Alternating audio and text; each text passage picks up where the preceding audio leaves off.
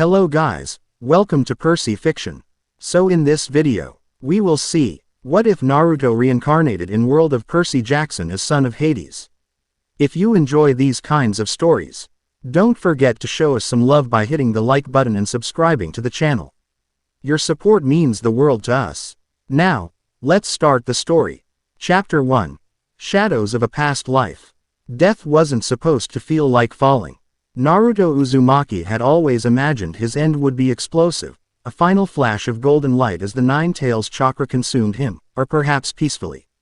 Surrounded by friends in Konoha after serving as Hokage for decades. Not this endless descent through darkness. The last thing he remembered was pain, searing, absolute, as the enemy's blade pierced his heart.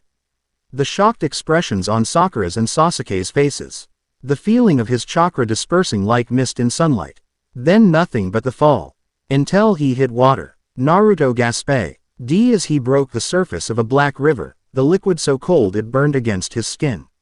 He flailed, instinctively swimming toward a rocky shoreline dimly illuminated by an eerie blue glow. His limbs felt strange, smaller, weaker, but muscle memory from years of shinobi training carried him to the shore. He collapsed on smooth black stones, coughing up river water that tasted like forgotten memories. Most souls simply float across, said a voice like granite grinding against steel. You, however, seemed determined to make an entrance. Naruto looked up, blinking water from his eyes. A tall figure stood before him, draped in flowing black robes that seemed to absorb the meager light around them. His face was pale as moonlight, framed by dark hair that fell to his shoulders. But it was the eyes that made Naruto freeze, eyes darker than the deepest cave, yet containing the intensity of 1,000 dying stars. Who? Naruto's voice caught, sounding younger than it should. Who are you? The figure's expression didn't change, but the temperature around them dropped several degrees. I am Hades, Lord of the Underworld. And you, Naruto Uzumaki, are a rather unexpected problem. Naruto tried to stand, but his body betrayed him. Looking down, he realized why everything felt wrong. These weren't his hands. Too small, too pale. He touched his face, finding unfamiliar contours. What happened to me? Panic edged his voice. Death, obviously, Hades replied, examining his obsidian ring. Though in your case, things became complicated. Complicated how? Naruto demanded, finally managing to stand on shaky legs. He was definitely shorter than he should be, his teenage body gone, replaced by something younger. Perhaps 12 or 13 years old. Hades sighed, the sound like wind through a mausoleum. Your soul was not meant for this realm. Or any realm in our cosmos. You're from elsewhere. Another world, another reality. Yet here you are, carrying memories and powers that don't belong. Another world, Naruto echoed. That's impossible, says the boy who once had a nine-tailed demon fox sealed inside him, Hades remarked dryly. Naruto stiffened. How do you? I am a god, boy. The dead hold no secrets from me. Hades gestured at the endless cavern around them, where distant figures moved through mist. When you died in your world, something intervened. A power perhaps even older than the gods. It carried your soul across the void between worlds and merged it with one of my bloodline at the moment of his creation. Your bloodline, Hades' expression hardened. My son, or rather, you are now my son, at least in this world. The revelation hit Naruto like one of Sakura's punches. He staggered back, nearly falling into the river again. That's not possible, he whispered. My father was Minato Namikaze, the fourth Hokage. In your previous life, yes, Hades conceded. But here, your father is the Lord of the Dead. Your body carries my divine blood, though your soul remembers another existence. An unprecedented situation. For the first time, something like curiosity flickered in those abyssal eyes. The fates must have plans for you, though they've shared none of them with me. Naruto looked at his unfamiliar hands again, trying to access his chakra. He felt something respond, but it wasn't the warm, familiar energy he'd known his entire life. This power felt cooler, heavier, like shadows given weight. Why am I here? He asked finally. In this underworld. A fair question. Hades began walking along the shoreline, gesturing for Naruto to follow.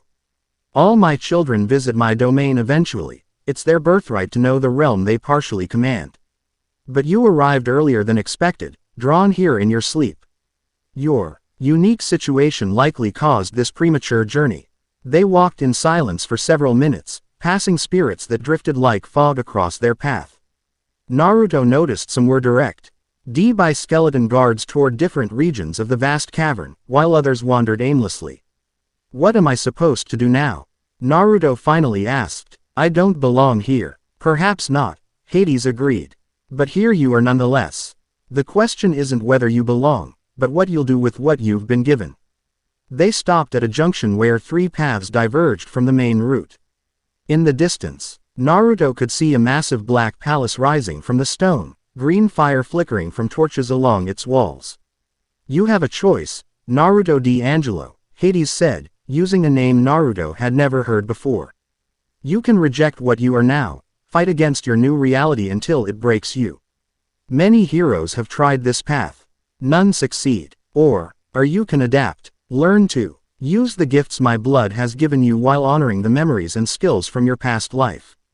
Hades' eyes narrowed. This world has its own dangers, monsters, titans, and gods with agendas far less straightforward than the villains you faced before. It needs heroes, perhaps even more than your previous world did. Naruto considered this. His entire life, his friends, his village, his dream of becoming Hokage, all gone.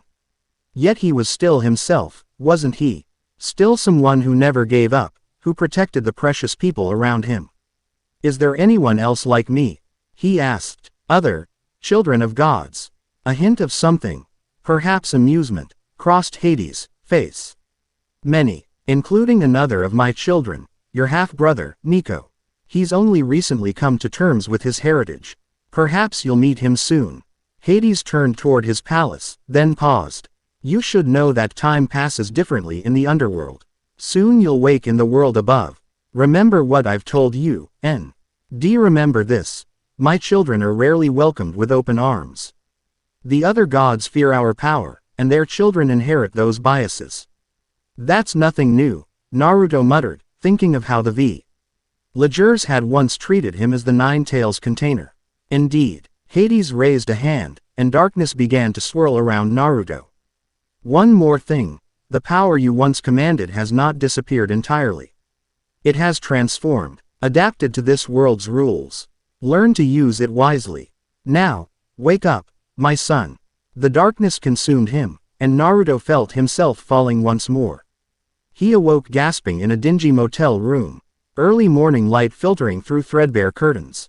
For a moment, he couldn't remember where, or who, he was. Then it all came rushing back. Naruto sat up, examining his body in the harsh light. He was indeed younger, maybe 14 or 15 now, with pale olive skin instead of his once tan complexion. His hair remained blonde but darker, more gold than sunshine. A small mirror on the wall confirmed the most jarring change. His eyes had darkened from cerulean blue to a deep, almost black brown, with flecks of gold visible when the light hit them just right. Naruto D'Angelo, he whispered, testing the name on his tongue. It felt foreign but not entirely wrong. Memories surfaced, not just of his life as Naruto Uzumaki, but newer ones, hazier and less complete. A childhood in Washington, D.C., with a mother he could barely picture. Being moved to a military school. Fragmented images that felt both familiar and not, like dreams half remembered upon waking. No. CK at the door jolted him from his thoughts. You decent in there, called a boy's voice. We need to move before those things pick up our trail again. Naruto crossed to the door and opened it, finding himself face to face with a pale, skinny teenager dressed entirely in black. The boy had shaggy dark hair, deep-set eyes, and an expression that suggested he was perpetually calculating the fastest escape route from any situation. He carried a black sword that seemed to absorb light rather than reflect it. Recognition flickered through Naruto, both from his new memories and from the unmistakable resemblance to Hades. Nico, Naruto said, the name coming naturally. The boy raised an eyebrow. Good, you remember. I was worried those Empusai scrambled your brain when they threw you into that wall. He glanced past Naruto at the untouched bed. Did you even sleep? I had a visit from our father, Naruto said carefully, watching for Nico's reaction. Nico's expression hardened, but he wasn't surprised. What did he want? Quote, to explain some things. About who I am. Yeah, well, that's more than most of us get, Nico muttered. Get your stuff. We need to make it to Long Island by nightfall. Long Island. What's there? Naruto asked, though part of him already knew the answer. The only safe place for people like us, Nico replied. Camp Half-Blood. The journey to Long Island proved more complicated than expected. Twice they had to detour when Nico sensed monsters nearby, and once they barely escaped a group of snake women that Nico called Dracine. Through it all, Naruto struggled to reconcile his shinobi instincts with his unfamiliar body and powers. When a Dracina lunged at him, he instinctively tried to form a shadow clone, only to have actual shadows ripple from his fingertips. Solid enough to deflect the monster's spear. Later, when they needed to cross a river with broken bridge, he attempted to walk on water as he'd done thousands of times before. Instead, the ground cracked beneath him, creating a stone path across the water. How are you doing that? Nico demanded after Naruto unconsciously commanded a small skeleton to retrieve his backpack from a tree. Most children of Hades take years to develop necromancy skills. Naruto hesitated. How could he explain that he had decades of combat experience from another life? That manipulating energy was second nature to him, even if the energy itself had changed. I'm not sure, he said finally. It just happens. Nico studied him with suspicious eyes. You're different from other demigods. Even different from me, and we share the same father. It's like you already know what you're doing. Maybe I'm just a fast learner, Naruto offered with a half smile. Nico didn't return the smile. Maybe, or maybe there's more to your story than you're telling me. The conversation died as they boarded a train for the final leg to Long Island. Naruto stared out the window, watching the landscape rush by. This world was so different from the Hidden Leaf Village. Steel and concrete instead of wood and stone, cars instead of ninja moving through trees, technology that seemed almost magical in its own way. Yet beneath those differences, people were still people. He watched a mother comfort her crying child in the seat ahead, teenagers laugh over shared jokes across the aisle, an old man reading quietly in the corner. Different world, same humanity. We're almost there, Nico said, breaking the silence as the train slowed. Once we get to camp, you'll be claimed, though I guess that's just a formality in your case. Since you already know who your father is. Claimed. It's when your godly parent acknowledges you publicly as their child. Usually happens at dinner the first night. Nico's expression darkened. It didn't used to be guaranteed. Some kids waited years. Some were never claimed at all. That's messed up, Naruto said. The gods aren't known for their parenting skills, Nico replied dryly. Percy made them promise to claim all their children by age 13 after the Titan War, but... He shrugged. Gods aren't great at keeping promises either. Percy Jackson, son of Poseidon, camp's big hero. There was a complex mix of emotions in Nico's voice, respect, resentment, and something deeper that Naruto couldn't quite place. You'll meet him soon enough. The train pulled into the station, and they disembarked into the afternoon heat. Nico led them through suburban streets that gradually gave way to countryside. As the sun began to set, Ey climbed a hill topped with a massive pine tree. That's Talia's tree, Nico explained. It protects the camp's borders. Naruto was about to ask who Talia was when a bone-chilling howl cut through the dusk. Hellhound, Nico muttered, drawing his black sword. Big one, from the sound of it. A massive shadow bounded from the trees behind them, a dog the size of a rhino with glowing red eyes and teeth like daggers. It charged directly at them, moving faster than something that size had any right to move. Nico raised his sword, but Naruto stepped forward, instinct taking over. He reached for the shadows stretching across the hillside and felt them respond to his call. With a sweeping gesture, he condensed the darkness into a barrier between them and the hellhound. The monster slammed into the shadow wall with a yelp of surprise. Naruto didn't waste the opportunity. Channeling power through his body the way he once directed chakra, he leapt impossibly high, flipping over his shadow barrier to land on the hellhound's back. What are you doing? Nico shouted. You need celestial bronze or Stygian iron to kill it. Naruto barely heard him. He could feel the earth beneath the monster. Sense the tiny fragments of metal naturally occurring in the soil. Concentrating, he pulled them upward, compressing and fusing them into a crude but effective blade of dark metal that erupted from the ground to impale the hellhound. The monster dissolved into golden dust, leaving Naruto standing in a swirl of shadows with the improvised blade hovering beside him. "How did you?" Nico began, then stopped as he noticed they were no longer alone. A group of teenagers had gathered at the crest of the hill, weapons drawn. At their center stood a tall young man with windswept black hair and sea-green eyes, holding a gleaming bronze sword. "That," said the young man, pointing at the metal blade still floating beside Naruto, "was either the coolest thing I've seen all week, or we have a serious problem." "Percy," Nico acknowledged with a nod. "This is Naruto D'Angelo. My brother." Percy Jackson raised an eyebrow. "Another child of Hades. The gods really are making up for lost time." He studied Naruto with guarded curiosity. "Nice trick with the shadows. And the metal. And the jumping 20 feet in the air." "Thanks," Naruto replied, letting the shadows dissipate and the metal sink back into the earth. "Nice sword." A blonde girl stepped forward, her stormy gray eyes analyzing Naruto with unnerving intensity. "That wasn't standard demigod ability. Children of Hades can manipulate shadows and command the dead, but geokinetic metal manipulation." She looked at Nico. "Where did you find him?" "DC," Nico answered.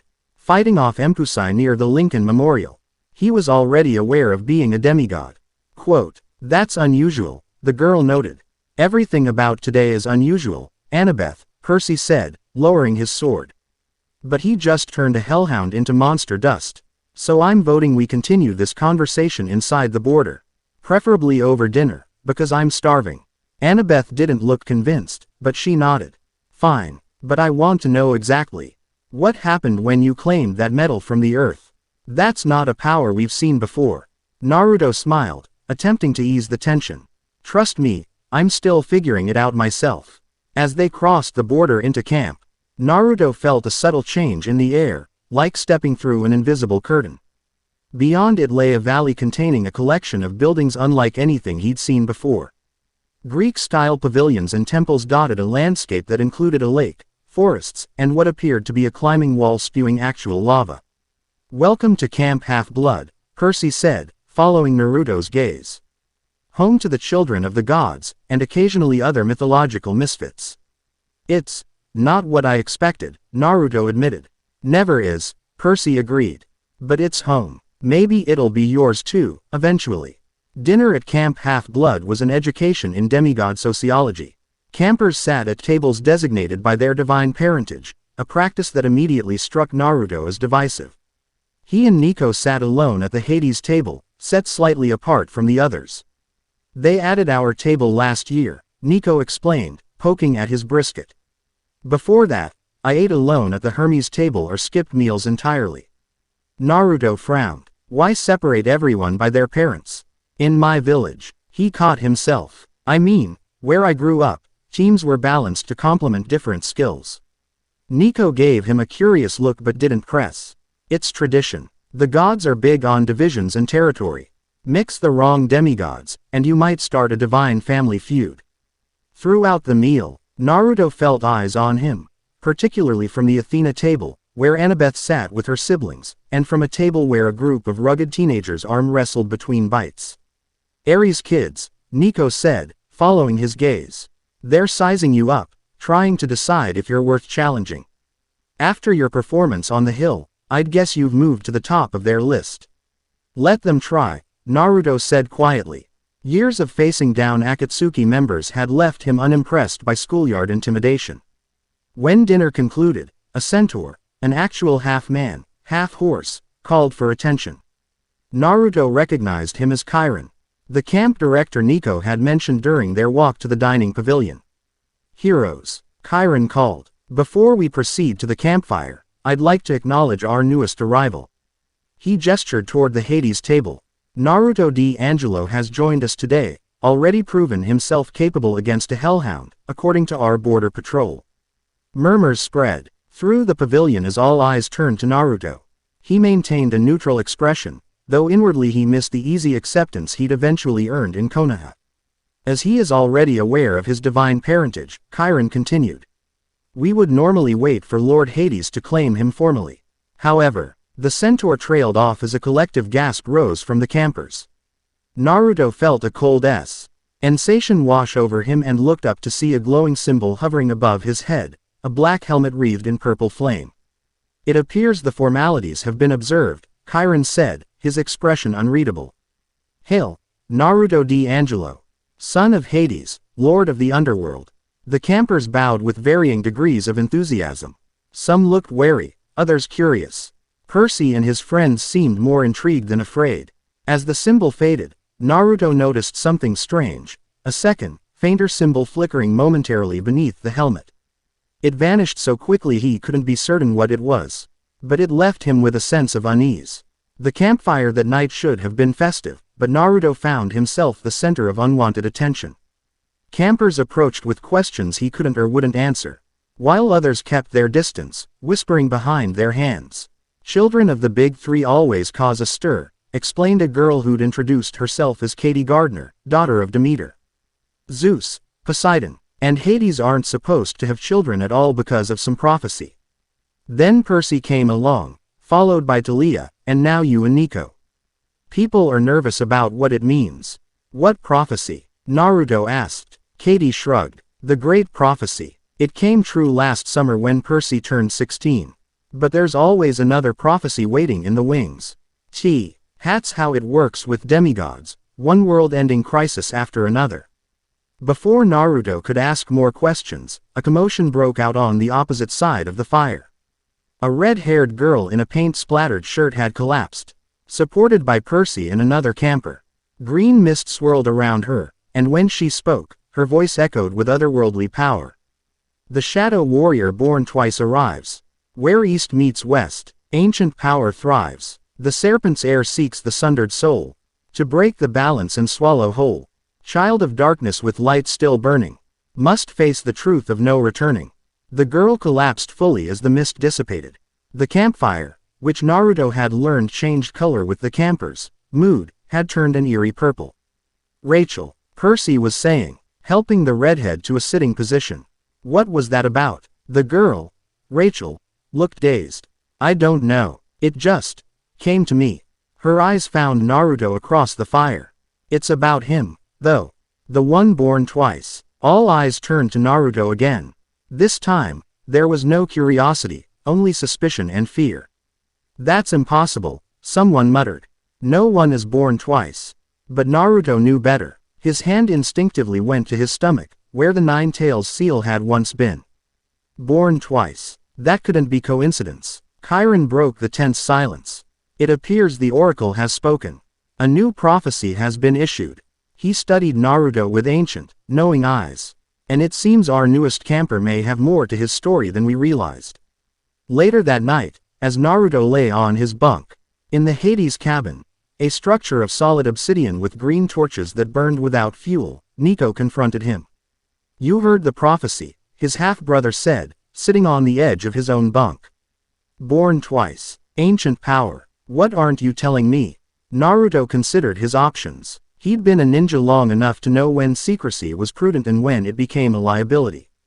If he was going to survive in this world, and apparently face whatever threat the prophecy warned about, he would need allies who trusted him.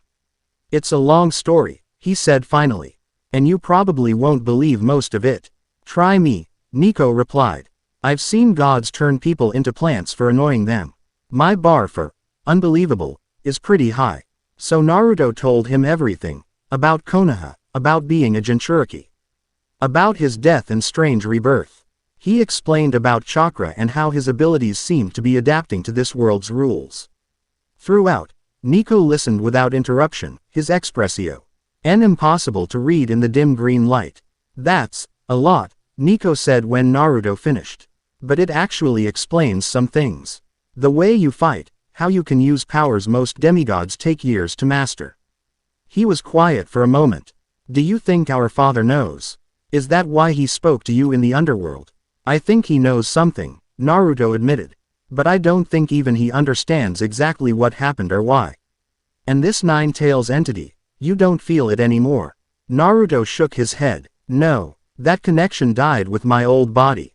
But, he hesitated. Sometimes I feel like there's still something there.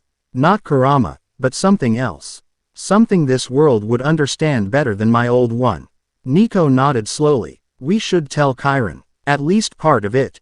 He's been training heroes for thousands of years. If anyone would have insight, it's him.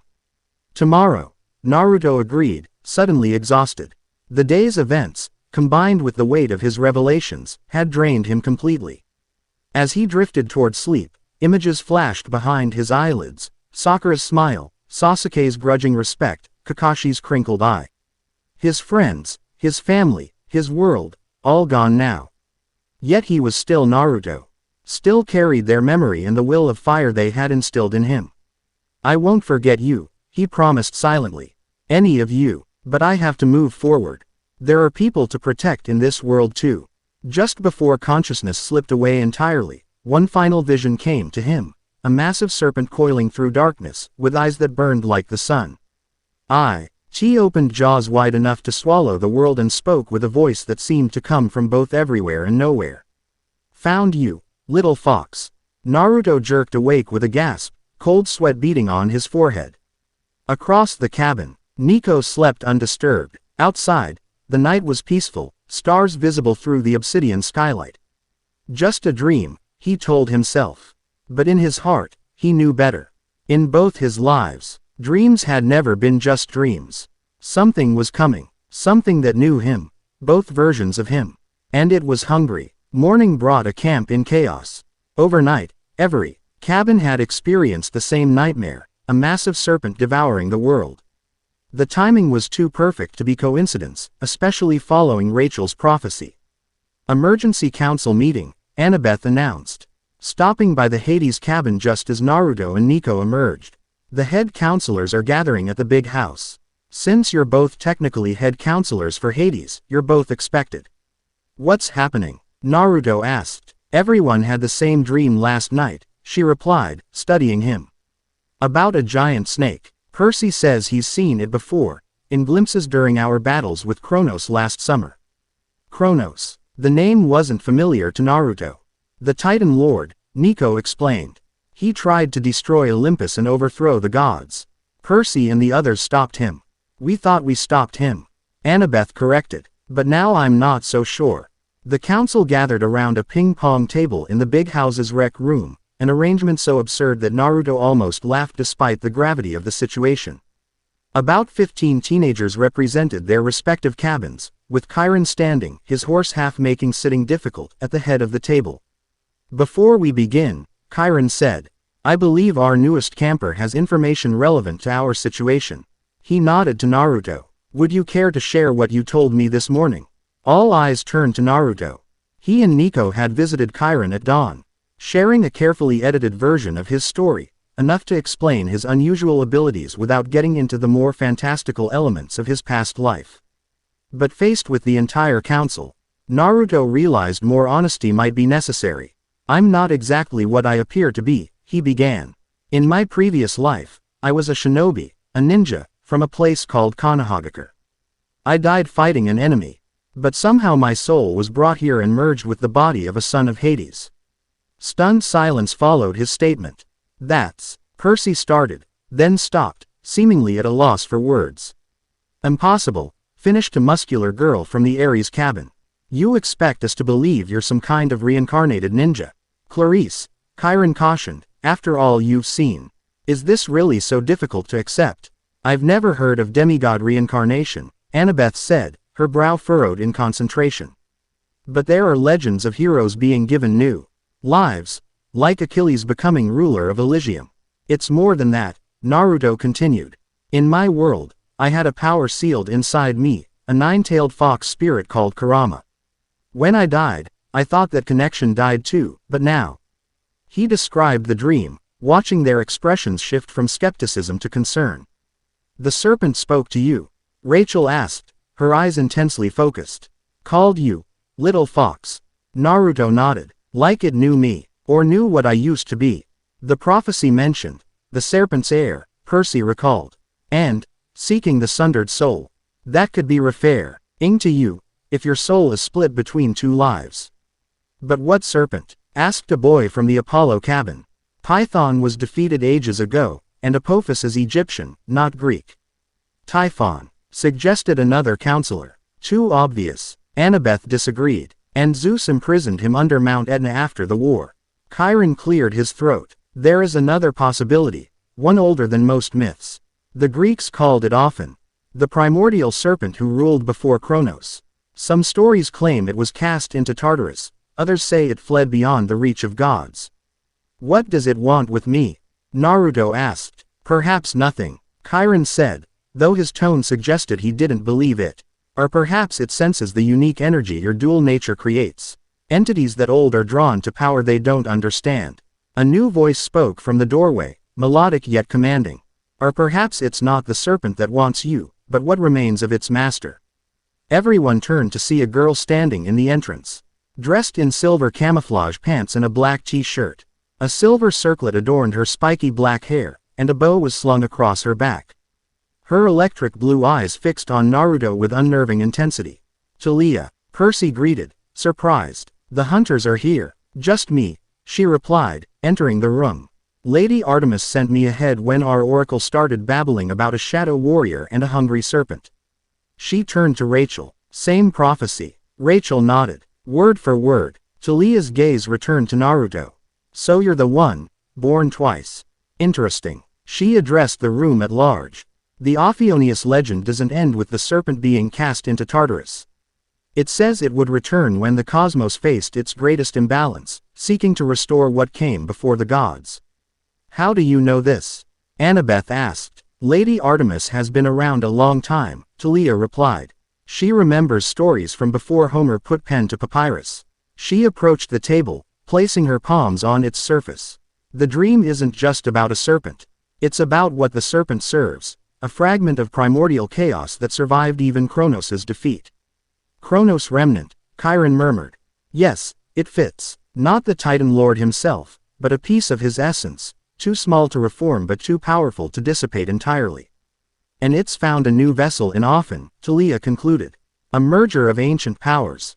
Just like, she nodded toward Naruto. The implications hung heavy in the air. Naruto felt a chill run down his spine as the pieces connected. In his world, Tail, D-beasts sought Jinchuriki, human vessels to contain their power. Now, in this world, something similar was happening on a cosmic scale. We need a quest, Percy stated firmly. Find this often before it gets stronger. Agreed, Chiron said, and given the prophecy, I believe our newest camper must lead it. More protests erupted around the table. He just got here. We don't even know if we can trust him. What about the ancient laws? The gods haven't sanctioned. Enough. Talia's voice cut through the chaos. I'll go with him. As a hunter of Artemis, I have some leeway with the ancient laws. And if Lady Artemis thought this important enough to send me here, that's divine sanction enough. Naruto met her gaze across the table, surprised by her support. There was something in her eyes beyond mere duty, a recognition.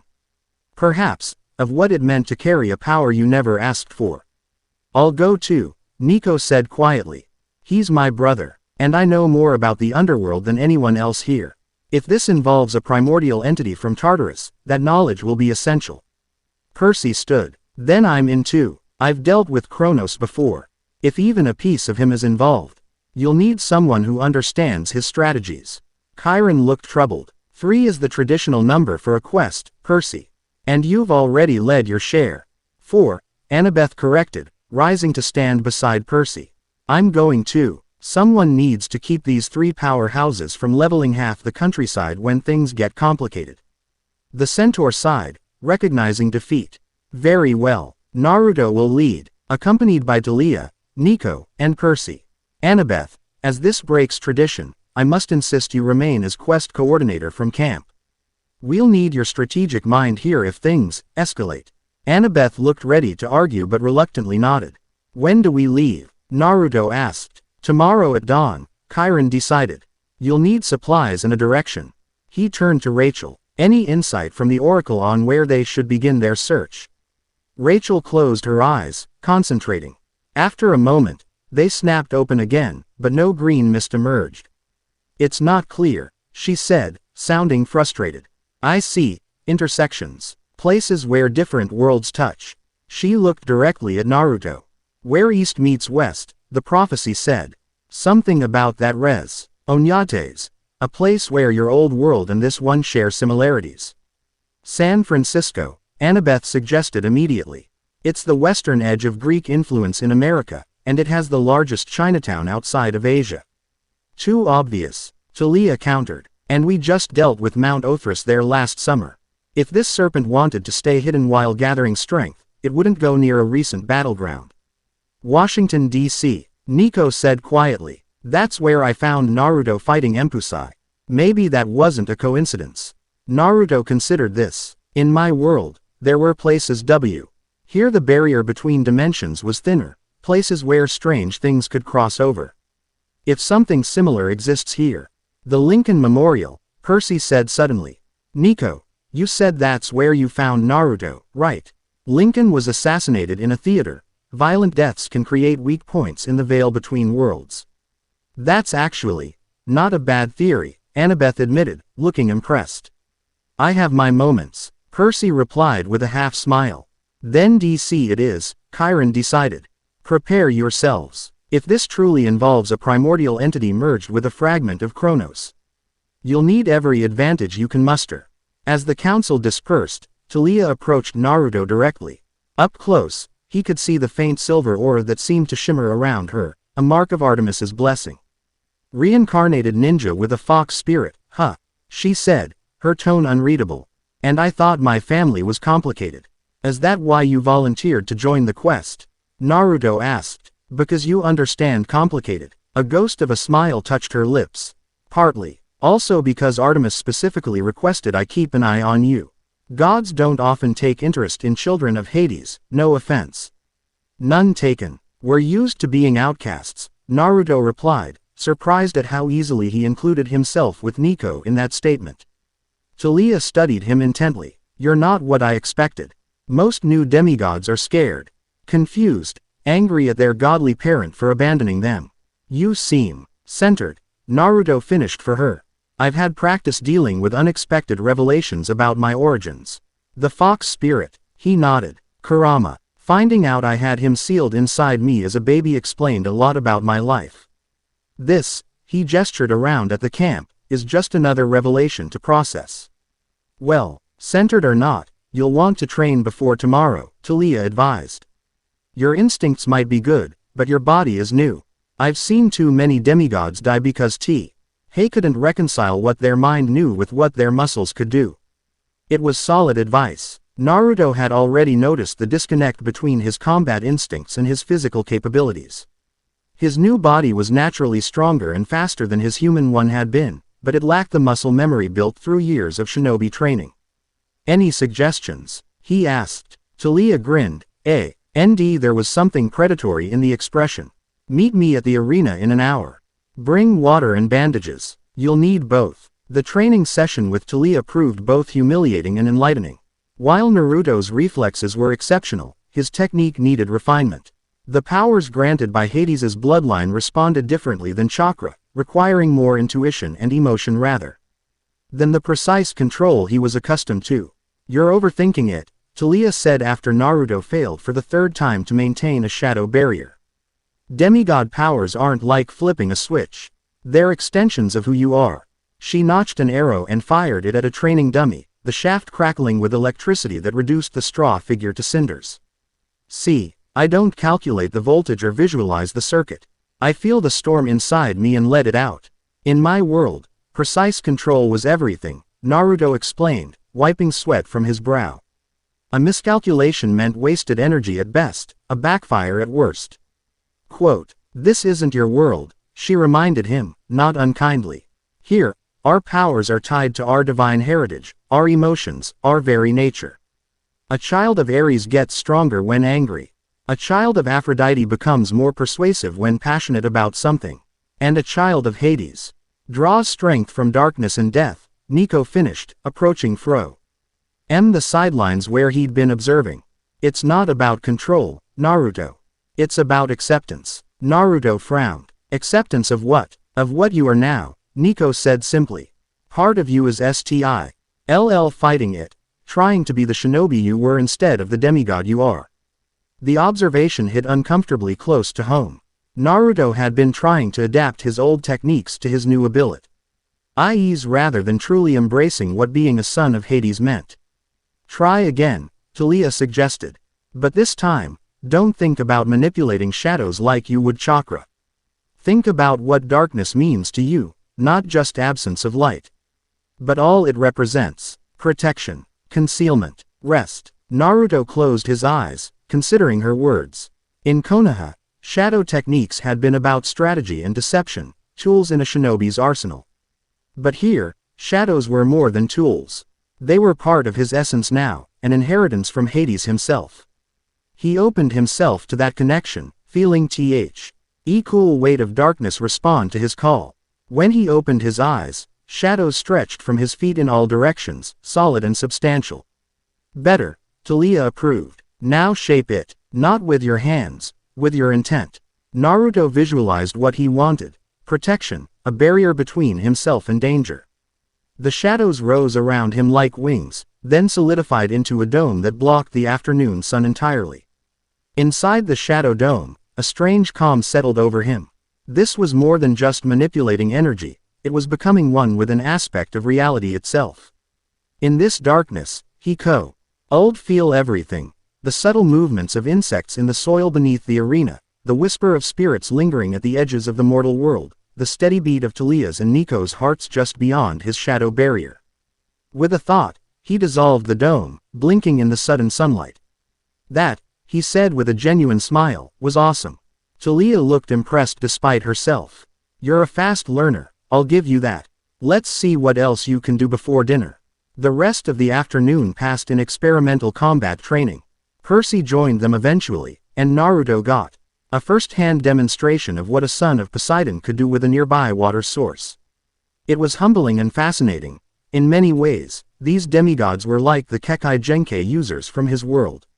Born with innate abilities tied to their bloodlines. By sunset, Naruto had made significant progress integrating his shinobi instincts with his demigod abilities. He could channel earth energy to enhance his physical strength. Much like he once used chakra, his shadow manipulation was becoming more fluid, allowing for quick barriers and even rudimentary constructs.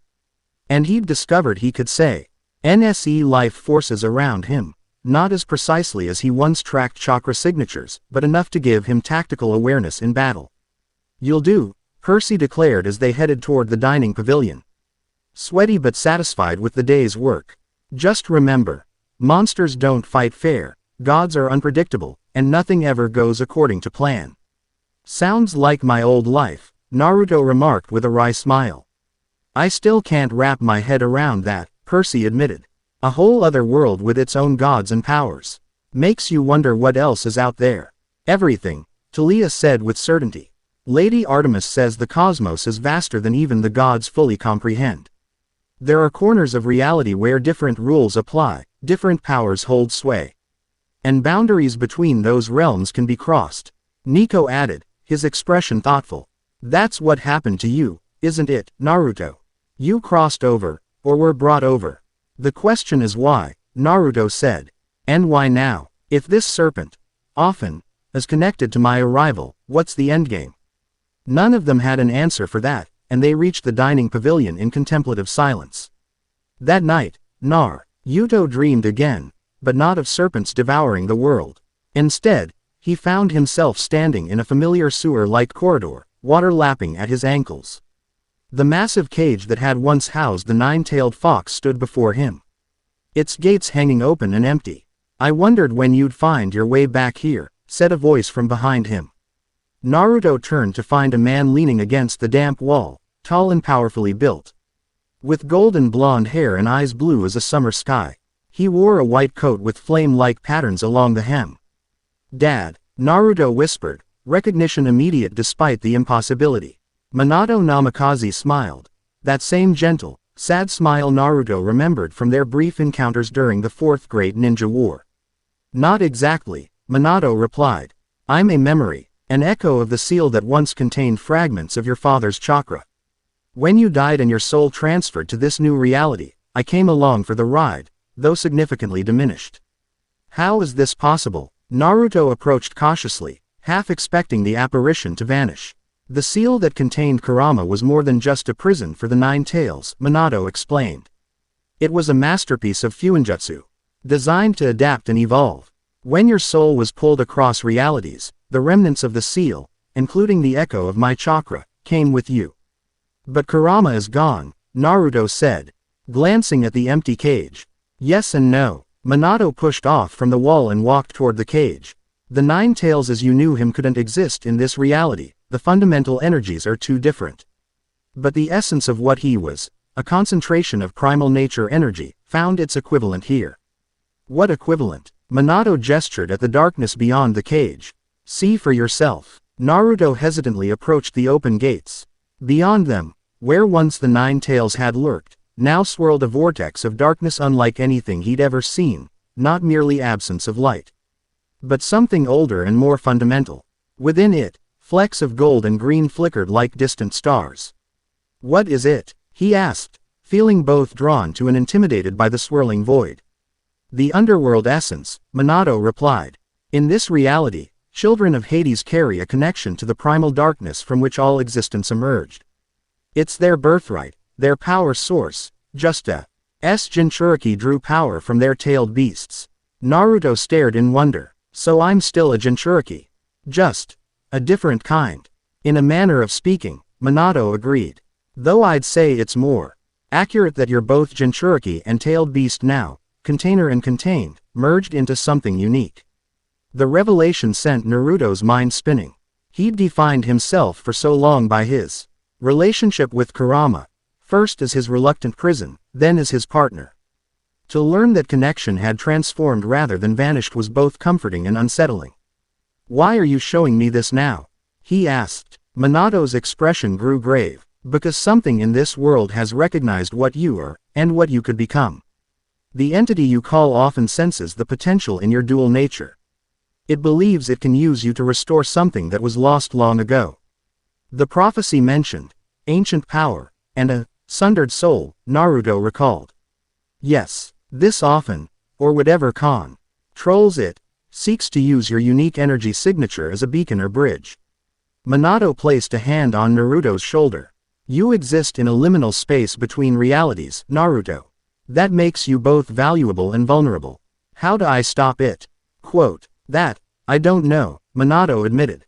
But I can tell you this, the power you contain now is neither good nor evil. Like chakra, like the Nine Tails himself, it responds to your will and intent. Master it, make it truly yours, and perhaps you can turn Offin's plan against it. The corridor began to fade around them, the dreamscape dissolving as dawn approached in the waking world. Will I see you again? Naruto asked quickly, not ready for this connection to his past to vanish. Minato's smile turned bittersweet. Perhaps. What remains of me is fading. But I may have enough energy for one more intervention when you need it most. His form was becoming transparent now. Remember who you are, Naruto, not just who you were, but who you choose to be in this new life. I will, Naruto promised as the dream collapsed entirely. I will. Dawn broke clear and cool over Camp Half-Blood. Naruto stood on Half-Blood Hill beside the massive pine tree, Talia's tree. He reminded himself, watching the sunrise paint the valley in gold and amber. The quest party was gathered nearby, Percy checking supplies, Nico adjusting the sword at his side, Talia onfaring with a silver-eyed girl who could only be Artemis herself. Nervous? Asked a voice behind him. Naruto turned to find Annabeth approaching, a leather satchel slung over her shoulder. Not nervous, he replied honestly. Just processing. 2 days ago you were fighting monsters alone, and now you're leading a quest with some of the most powerful demigods alive, she observed. That's a lot to process. It's not my first world-saving mission, Naruto said with a small smile. Annabeth studied him with those intelligent gray eyes. You know, I've been thinking about your situation. Reincarnation isn't unknown in Greek mythology, but it's rare and usually serves a specific purpose. The fates don't waste effort on cosmic shuffling without good reason. And what reason do you think they had for me? Balance. Maybe, she suggested. The prophecy mentions East meeting West, ancient power thriving. Your previous life was steeped in Eastern philosophies and powers, now you're thrown into Western mythology. Perhaps something requires both perspectives to be solved. It was an intriguing theory, one that resonated with what dream Minato had told him about existing in a liminal space between realities. I brought you something, Annabeth continued, reaching into her satchel.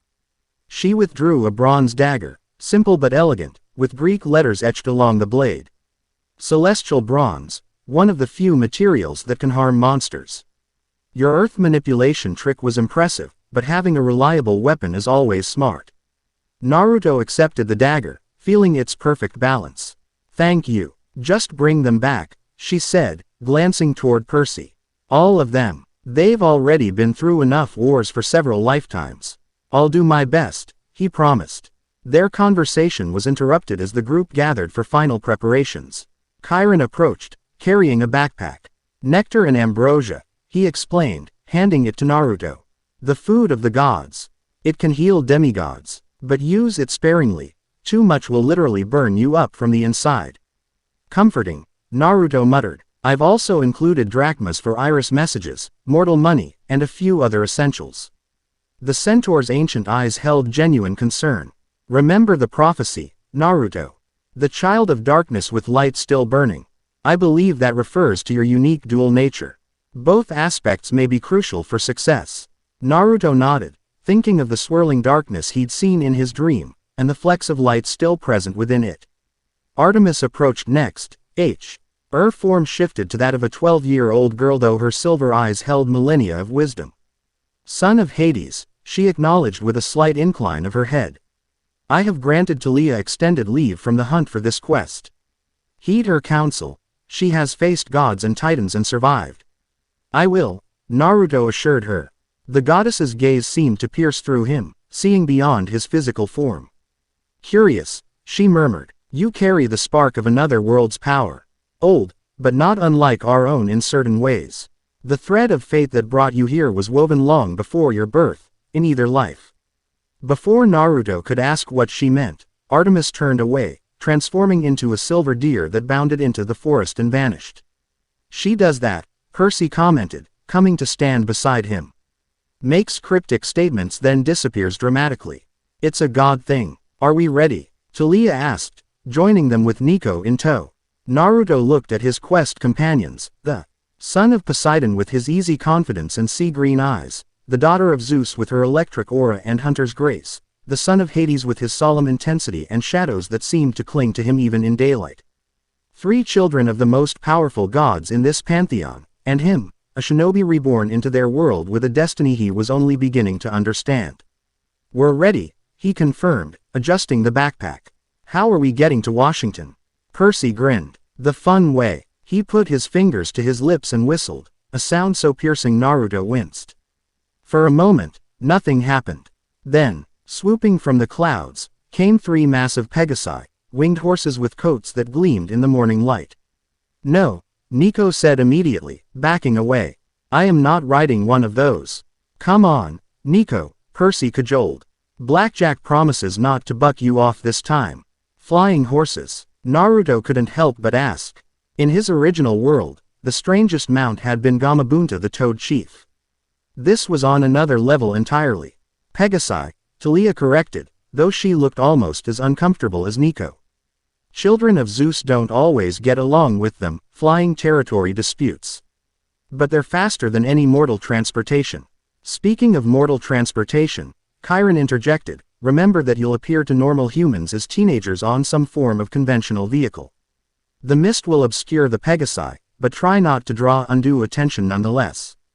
The Pegasi landed gracefully on the hillside, tossing their heads and eyeing the demigods with intelligent gazes. The largest, a stallion with a coat like midnight, bumped Percy affectionately with his nose. Blackjack says hello, Percy translated with a grin. And he wants to know if the new guy has any sugar cubes. Tell him I'll bring twice as many next time if he gets us to DC in one piece, Naruto replied, cautiously approaching the magnificent creature. Percy raised an eyebrow. You understood him. No, Naruto admitted, but I recognize a bribe when I see one. This drew a laugh from Percy and Talia, even a small smile from Nico. The tension of the moment broke, and they mounted their respective steeds, Naruto sharing with Talia, Nico reluctantly climbing behind Percy. "Remember your training," Chiron called as the Pegasi spread their wings. "Trust each other, and may the gods be with you." With that final blessing, the winged horses leapt skyward, powerful wings carrying them into the clouds as Camp Half-Blood dwindled to miniature beneath them. The quest had begun. The flight to Washington, D.C. gave Naruto time to reflect on everything that had happened since his awakening in this world. Wind rushed past his face as they soared above the clouds, the Pegasus's powerful wings beating a steady rhythm beneath them. Ahead, Percy and Blackjack led the way, with Nico clinging to Percy's waist and looking decidedly ill. "First time flying?" Talia asked from behind him, her voice raised against the wind. "On a horse with wings?" "Definitely," Naruto called back. "But I've flown before. My teacher could summon giant toads that jumped so high it felt like flying." "Giant toads?" He could hear the incredulity in her voice. "Your world sounds strange," says the immortal hunter riding a mythological horse, Naruto countered with a laugh. "Fair point." There was a smile in her voice. "Though I'm not actually immortal. Hunters of Artemis don't age or get sick as long as we serve her, but we can die in battle." "Why did you join them?" Naruto asked, genuinely curious about his quest companion. There was a pause before she answered, long enough that he wondered if she'd heard him. "It's complicated. I spent years as a tree. That pine on Half-Blood Hill was literally me.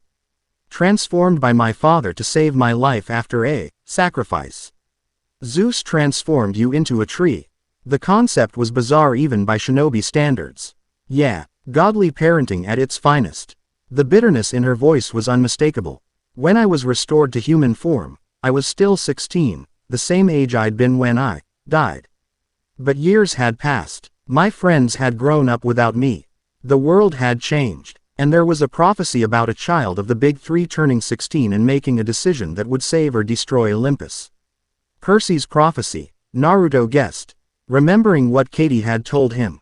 "Right. I was heading toward 16 with a ticking time bomb of destiny attached to my birthday." Joining the hunters stopped that clock. It gave Percy time to prepare, and it gave me purpose. Family. Freedom from the weight of that prophecy. Naruto considered her words. He understood burden and destiny all too well, the prophecy of the child of Prop. Hesi had shaped his life long before he'd known about it.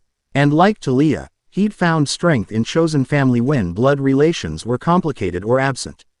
"I get it," he said simply. "Sometimes, the family you choose matters more than the one you're born into."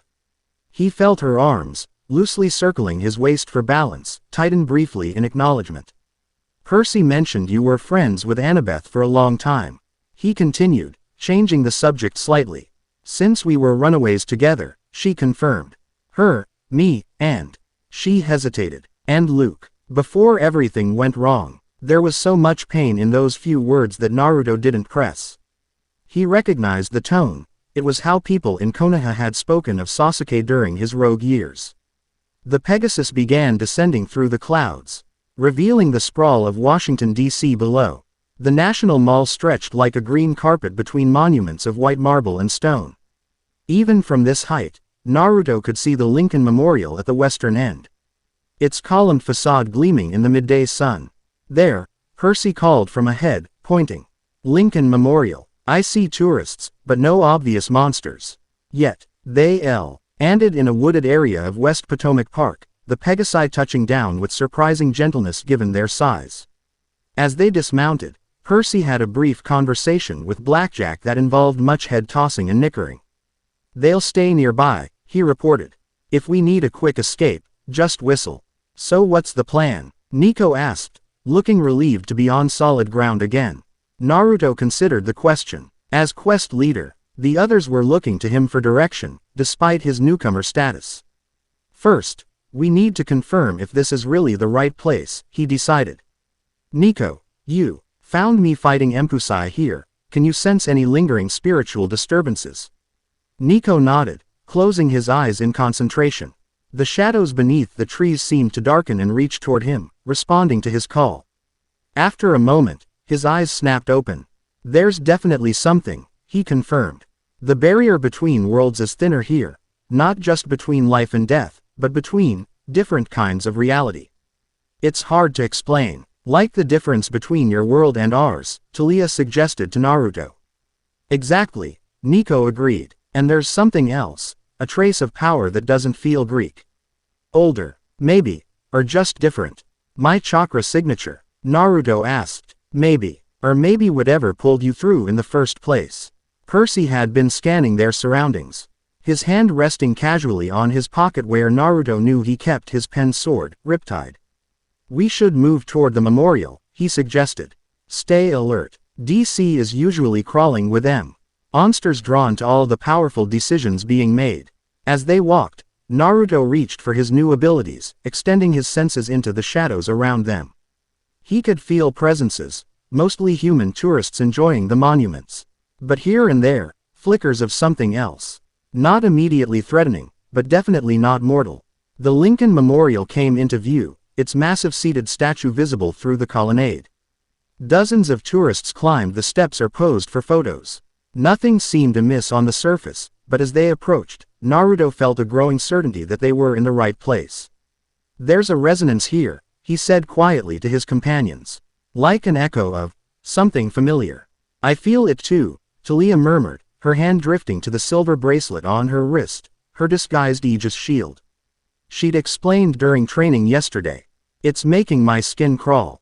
They climbed the steps to the memorial, blending with the tourists. Inside, the massive, marble statue of Abraham Lincoln gazed solemnly across the reflecting pool toward the Washington Monument. Inscriptions from his famous speeches adorned the walls, though Naruto noticed some tourists seemed to be reading words that weren't actually there. The mist, Nico explained when Naruto pointed this out. It's stronger here for some reason. Those people are seeing something different than what's actually inscribed. What are they seeing? Percy wondered, studying a family pointing excitedly at a seemingly blank section of wall. Naruto focused, trying to see through or around the mist as Chiron had attempted to teach him. For a moment, nothing changed. Then, like adjusting to darkness after bright light, he began to make out faint symbols overlaying the English text, characters T. Hat sent a jolt of recognition through him. That's kanji, he whispered in disbelief. Japanese writing system from my world. What does it say? Taliya asked urgently. Naruto stepped closer, translating the faint characters. The boundary between worlds is thinnest where sacrifice meets service. Blood freely given opens the way.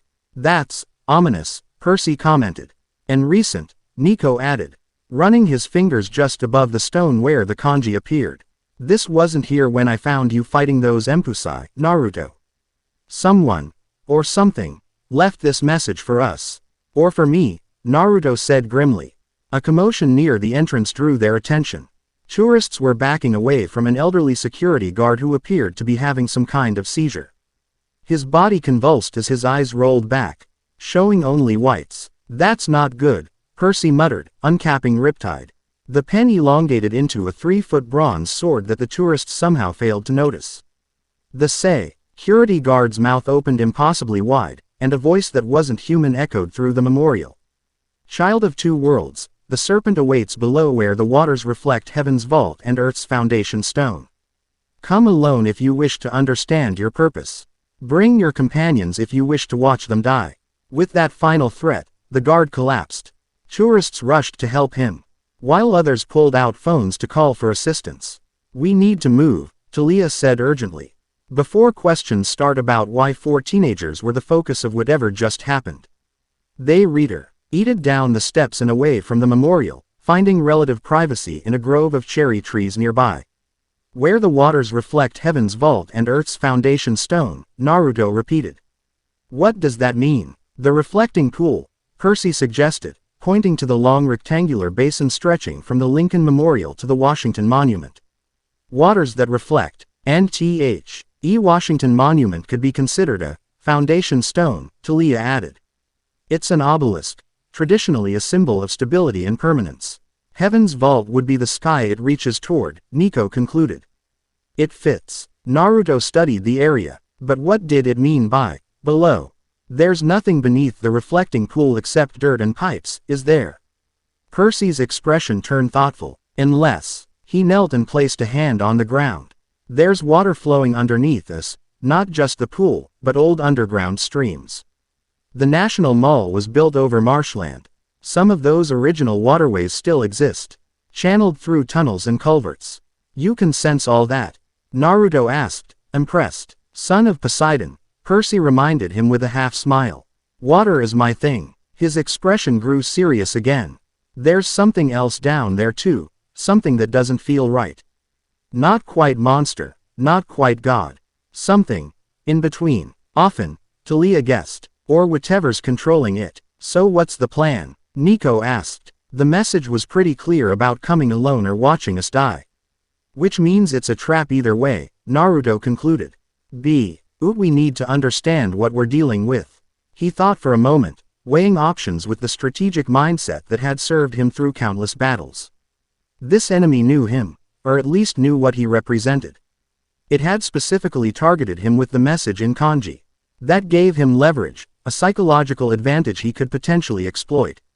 I'll go in first, he decided. Not alone, but appearing to be. The rest of you will follow at a distance, hidden as best you can manage. I don't like splitting up, Percy objected. We're not splitting up. We're creating a tactical advantage, Naruto countered. This entity wants me specifically. That means it might reveal information to me it wouldn't share if we all barged in together. And when it inevitably tries to kill you? Talia asked, her tone making clear she thought the plan had flaws. Naruto grinned, a flash of his old confidence surfacing. That's when you three make your dramatic entrance. Whatever this thing is, it's not expecting a child of Hades who was trained as a ninja in another reality. I can hold my own long enough for backup to arrive. The others exchanged glances, communicating silently, in the way of friends who had faced danger together before. Fine, Percy conceded, but we stay close. At the first sign of trouble, real trouble, we're coming in. How do we even access these underground waterways? Nico asked practically. Percy concentrated again, his connection to water guiding him. There's a maintenance access near the edge of the pool. Mortals won't notice us using it if we're careful. Then let's go, Naruto said with determination. Time to meet the serpent. The maintenance access turned out to be a nondescript metal door set into a small concrete structure partially concealed by landscaping. Percy manipulated the water in the lock mechanism, and the door swung open to reveal a narrow staircase descending into darkness. I'll take point, Naruto said, some awning shadows to wrap around his hands like gloves. Give me 5 minutes head start, then follow. Stay quiet and stick to the plan. Be careful, Talia warned. Remember what Chiron said about you. Our dual nature. Both aspects might be important. Naruto nodded, then turned to the staircase. Drawing on both his shinobi training and his newfound demigod abilities, he descended silently into the darkness beneath Washington, D.C. The stairs led to a narrow maintenance tunnel lined with pipes and electrical conduits. Emergency lights cast weak illumination every 20 feet or so, creating pools of dim light separated by stretches of shadow. For a child of Hades, these shadows were more comforting than concerning. Naruto could feel them responding to his presence, ready to serve as weapons or shields as needed. He moved carefully but quickly, following Percy's directions toward the main underground waterway. The maintenance tunnel eventually opened into a larger chamber where several culverts converged, creating a subterranean junction of slow-moving water. The chamber had clearly been expanded beyond its original design. Rough-hewn sections of wall contrasted with the engineered concrete of the official structure. And on the far wall, illuminated by some unseen source, was a massive carving that made Naruto's blood run cold. It depicted a serpent coiled around what appeared to be the world, but not just any serpent. The precise scaling pattern, the distinctive shape of the head, it was unmistakably similar to the white snake that Orochimaru had eventually transformed into during Naruto's original lifetime. Yet there were differences too. Ancient Greek symbols intertwined with the coils, and the serpent had multiple heads emerging from its main body, each with a different aspect. Beautiful, isn't it? Came a voice from the shadows. A perfect melding of East and West, ancient and modern, myth and reality. Naruto turned slowly, maintaining his combat readiness while appearing outwardly calm. Who are you? A figure stepped into the dim light, a tall, slender man with pale skin and long black hair. He wore an impeccable gray suit that seemed incongruous in the underground chamber. And his eyes gleamed with unnatural amber light. "In this form, you may call me Tantalus," the man said with a small bow. "Though that is merely the identity I've borrowed for our meeting. A fitting vessel, don't you think? A man punished for eternity for attempting to trick the gods, now freed to serve a higher purpose."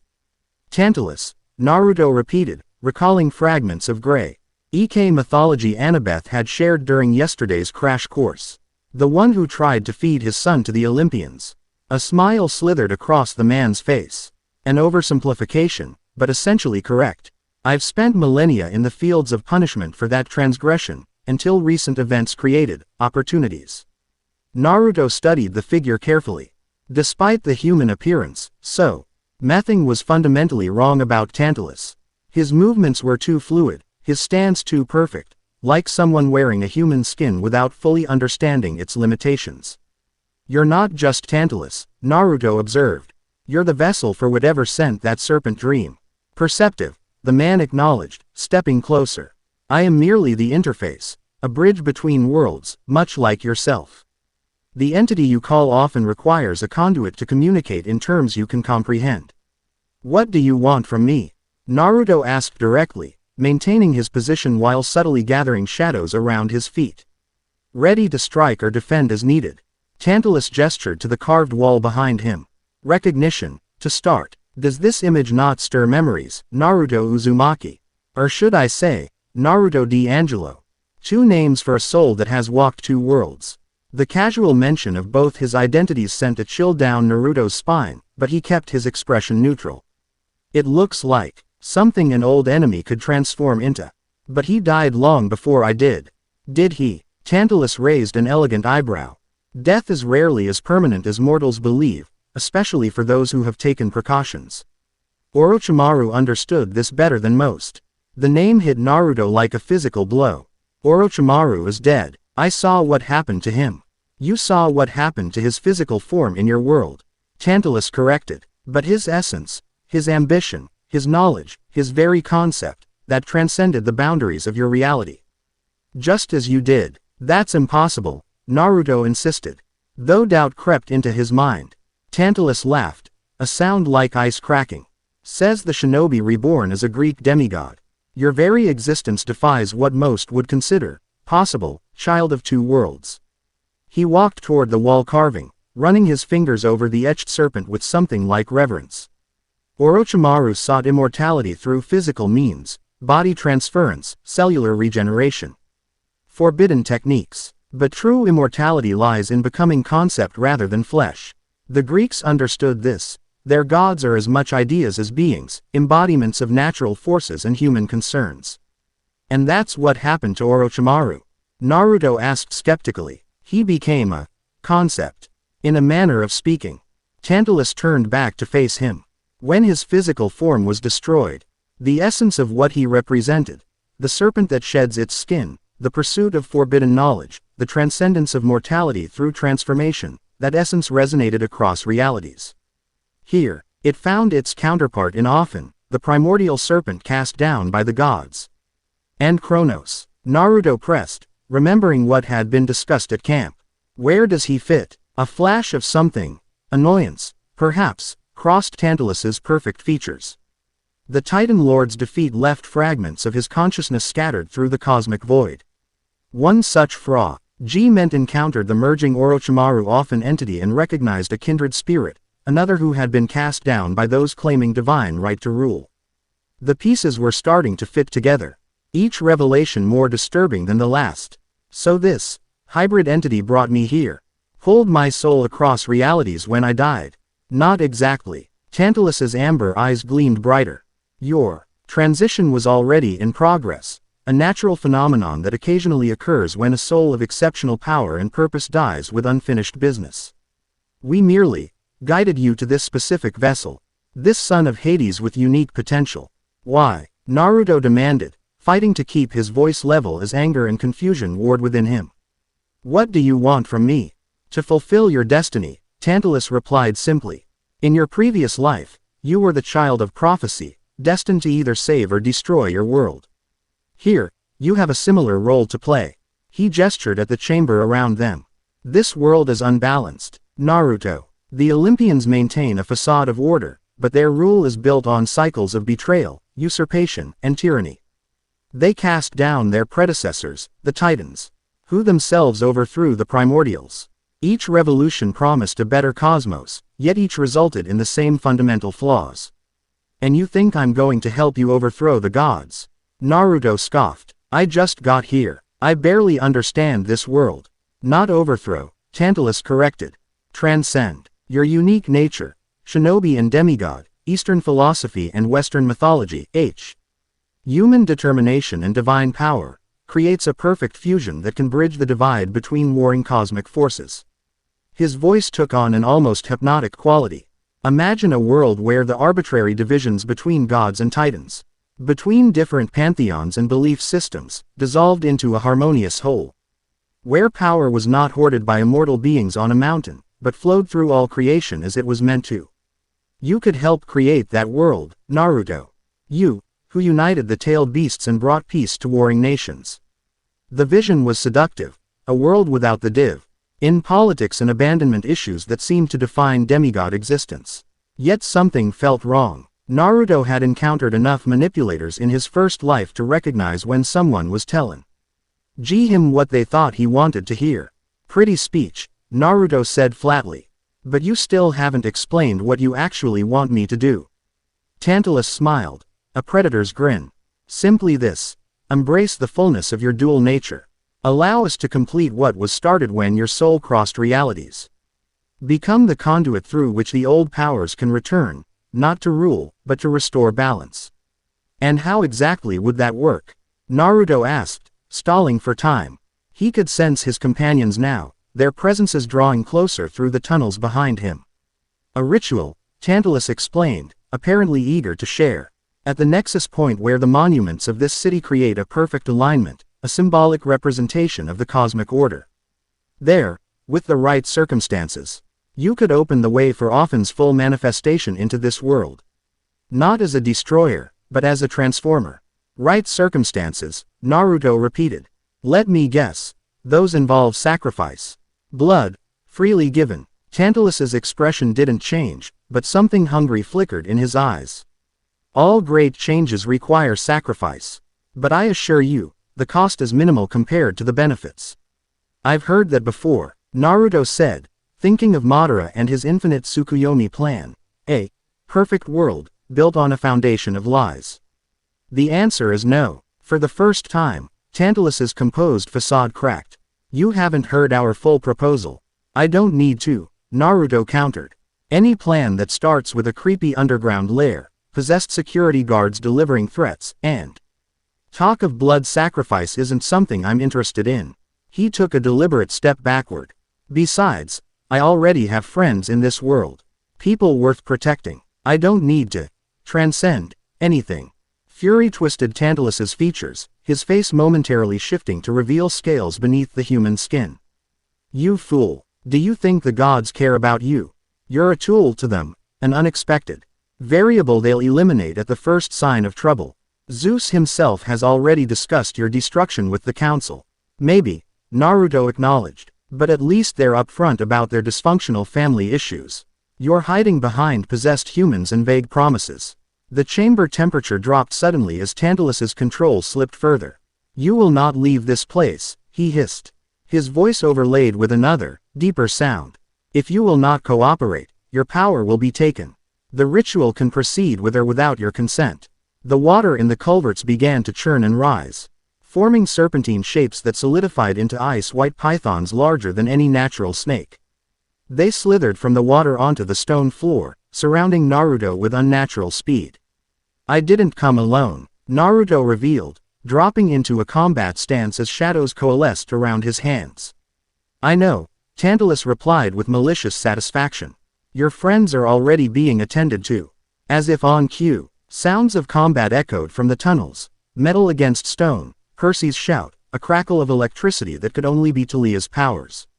Now, Tantalus continued, his form beginning to shimmer and elongate, let us see how much of your former skill remains in that new body of yours." The human disguise fell away completely, revealing a creature that was neither man nor serpent but a horrifying amalgamation of both. Its lower body was a massive white snake tail, while its torso remained humanoid, though covered in scales that shimmered with iridescent colors. Its face retained Tantalus's features, but the jaw had unhinged to reveal rows of needle-like teeth, and a crown of smaller snakes writhed where hair should be. "Behold the first phase of Ophan's return," the creature announced in a voice that echoed with multiple tones. "Soon, when the ritual is complete, the full glory of our merged being will remake this world." The ice-white pythons struck from all directions simultaneously. Naruto dropped and rolled, summoning a shield of solid shadow that deflected two of the attacks while he evaded the others. Drawing on his shinobi reflexes, he moved with fluid precision, analyzing attack patterns even as he defended. These weren't normal snakes, or even normal monsters. They moved with coordinated intelligence, cutting off escape routes and forcing him to expend energy on defense. The main entity, the Tantalus-Ophan hybrid, hung back, observing with clinical detachment.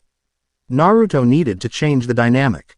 Remembering his training with Taliah, he stopped trying to control his powers with the precision he'd once used for chakra. Instead, he opened himself to the darkness within, that swirling vortex of underworld energy he'd seen in his dream. The response was immediate and overwhelming. Shadows erupted from the ground like solid tentacles, impaling two of the python constructs and dissolving them into icy mist. The remaining snakes recoiled, reassessing their target. Naruto didn't give them time to adapt. Channeling energy into his legs, he leapt impossibly high, flipping over the serpent ring to land in a crouch behind them. His hands pressed against the stone floor, and he sent a pulse of power through the earth. The ground responded, cracking and buckling as spikes of stone erupted beneath the remaining pythons, skewering them into oblivion.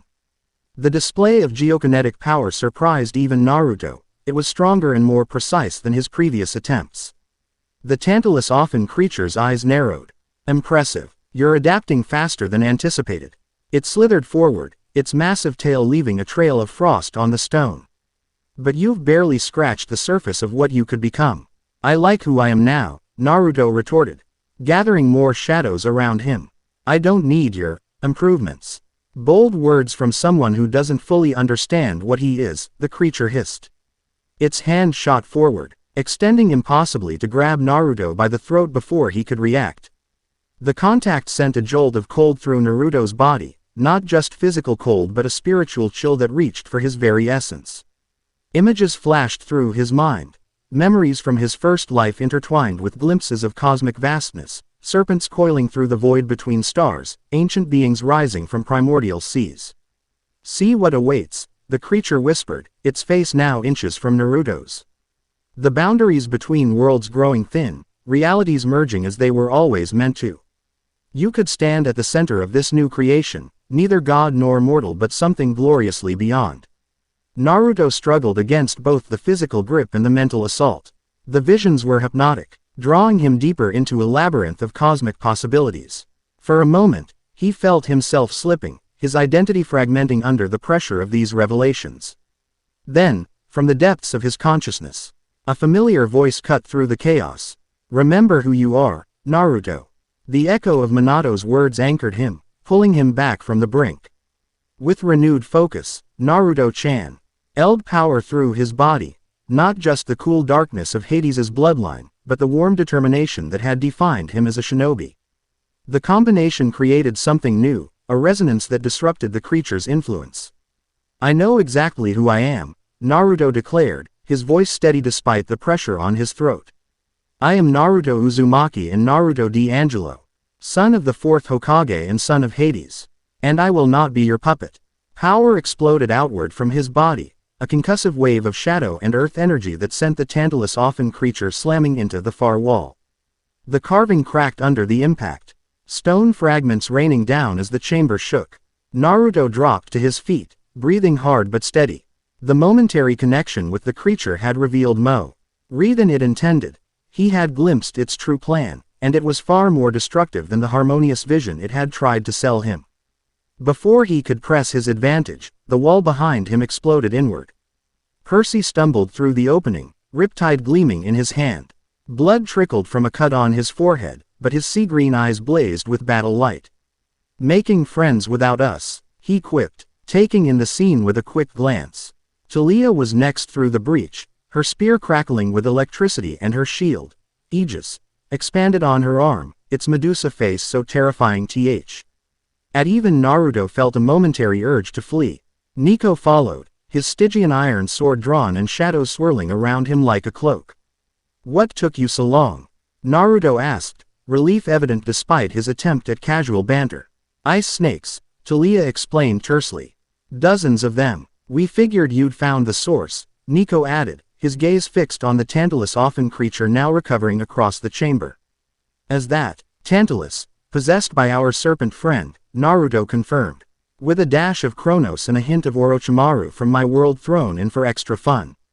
"Orochi who?" Percy asked, moving to stand shoulder to shoulder with Naruto. "Later," Naruto promised. "Right now, we need to." A deafening hiss interrupted him as the creature fully recovered, its form growing larger as more serpents erupted from its shoulders and back. The chamber temperature plummeted further, frost crystallizing along the walls. "Children of the Big Three," the creature acknowledged, its voice now a symphony of hisses. "How convenient. Your blood will empower the ritual beyond our expectations." "Yeah, not happening," Percy replied, twirling Riptide with practiced ease. "We're more the disrupt your evil plan type of demigods." The creature's mouth stretched in a grotesque parody of a smile. "You misunderstand. Your participation isn't optional." It lunged with shocking speed, its body elongating as it crossed the chamber in a heartbeat. Percy raised Riptide to block, but the creature wasn't aiming for him. It was targeting Talia, perhaps recognizing her as the most immediate threat with her electric spear. Naruto reacted instinctively, shadow stepping between Talia and the attack. He crossed his arms to block, shadows hardening around them like armor. The impact till sent him sliding backward into Talia, nearly knocking them both off their feet. "Thanks," she muttered, steadying him with a hand on his shoulder. "But I had it." "Sure you did," he replied with a quick grin. The familiar battlefield rapport feeling natural despite their short acquaintance. Percy attacked from the flank, Riptide slashing in a deadly arc toward the creature's tail.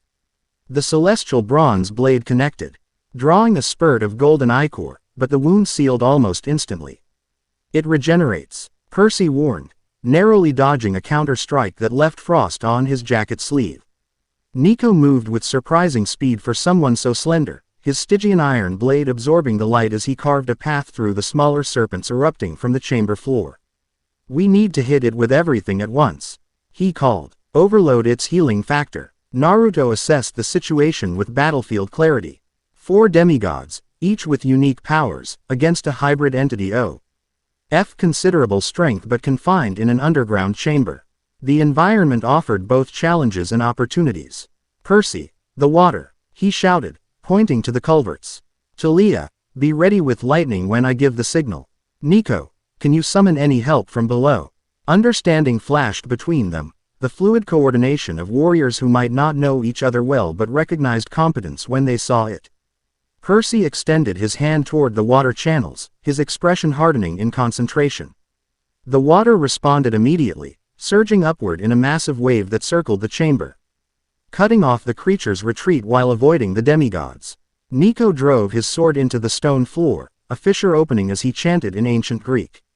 Skeletal hands erupted from the crack, clawing at the creature's serpentine tail, holding it in place despite its thrashing. "Now," Naruto called to Talia, simultaneously reaching deep into his own power reserves. Talia leveled her spear, electricity arcing from its tip into Percy's water cyclone. The entire chamber lit with blue-white light as the water conducted the lightning directly to the restrained creature. At the same moment, Naruto completed his own attack, a compressed ball of shadow energy infused with earth elements, similar to his old Rasengan but adapted to his new abilities. He hurled it with perfect accuracy, the sphere colliding with the electrified serpent hybrid at the exact instant Talia's lightning reached maximum intensity. The resulting explosion shook the entire chamber, chunks of sea-iling raining down as the foundations of the National Mall trembled above them. The creature's scream was like nothing Naruto had ever heard, a multi-layered shriek of rage and pain that seemed to vibrate through different frequencies of reality. When the dust settled and the water receded, the Tantalus Ophan entity lay crumpled against the far wall, its form flickering between serpent hybrid and human. Golden ichor mixed with something darker oozed from multiple wounds that weren't healing as rapidly as before. Did we win? Percy asked cautiously, Riptide still at the ready. The Creature's laughter answered him, weak but threaded with malevolent certainty. This vessel is finished, it acknowledged, its voice fluctuating between Tantalus's human tones and the deeper, ancient voice of Ophan. But that changes nothing. The alignment approaches. The ritual site is prepared. And there are other options. Its amber eyes fixed on Naruto with chilling intensity. We will meet again, child of two worlds. When the moon darkens and the monuments align, choice awaits you then, salvation or destruction. With those final words, the creature's form dissolved into a swirl of white east and golden particles that sank into the stone floor and vanished, leaving only the unconscious body of what appeared to be a normal, elderly security guard. Is he? Talia began, approaching cautiously with her spear still crackling. Nico knelt beside the man, checking for signs of life. Alive, but barely. His soul was nearly consumed by whatever was possessing him. We need to get him to the surface, Percy said, already moving to help, and we should probably clear out before whatever that explosion was brings mortal authorities. Naruto stared at the spot where the entity had vanished, his mind racing. The creature's parting words weren't just a threat, they were a clue. An alignment, a ritual site, the moon darkening. These were specific details they could use. We have a bigger problem, he said as the others prepared to transport the security guard. That thing, whatever combination of Tantalus, Ophan, and Orochimaru it is, it's planning something soon. Something involving an eclipse and the monuments here in DC.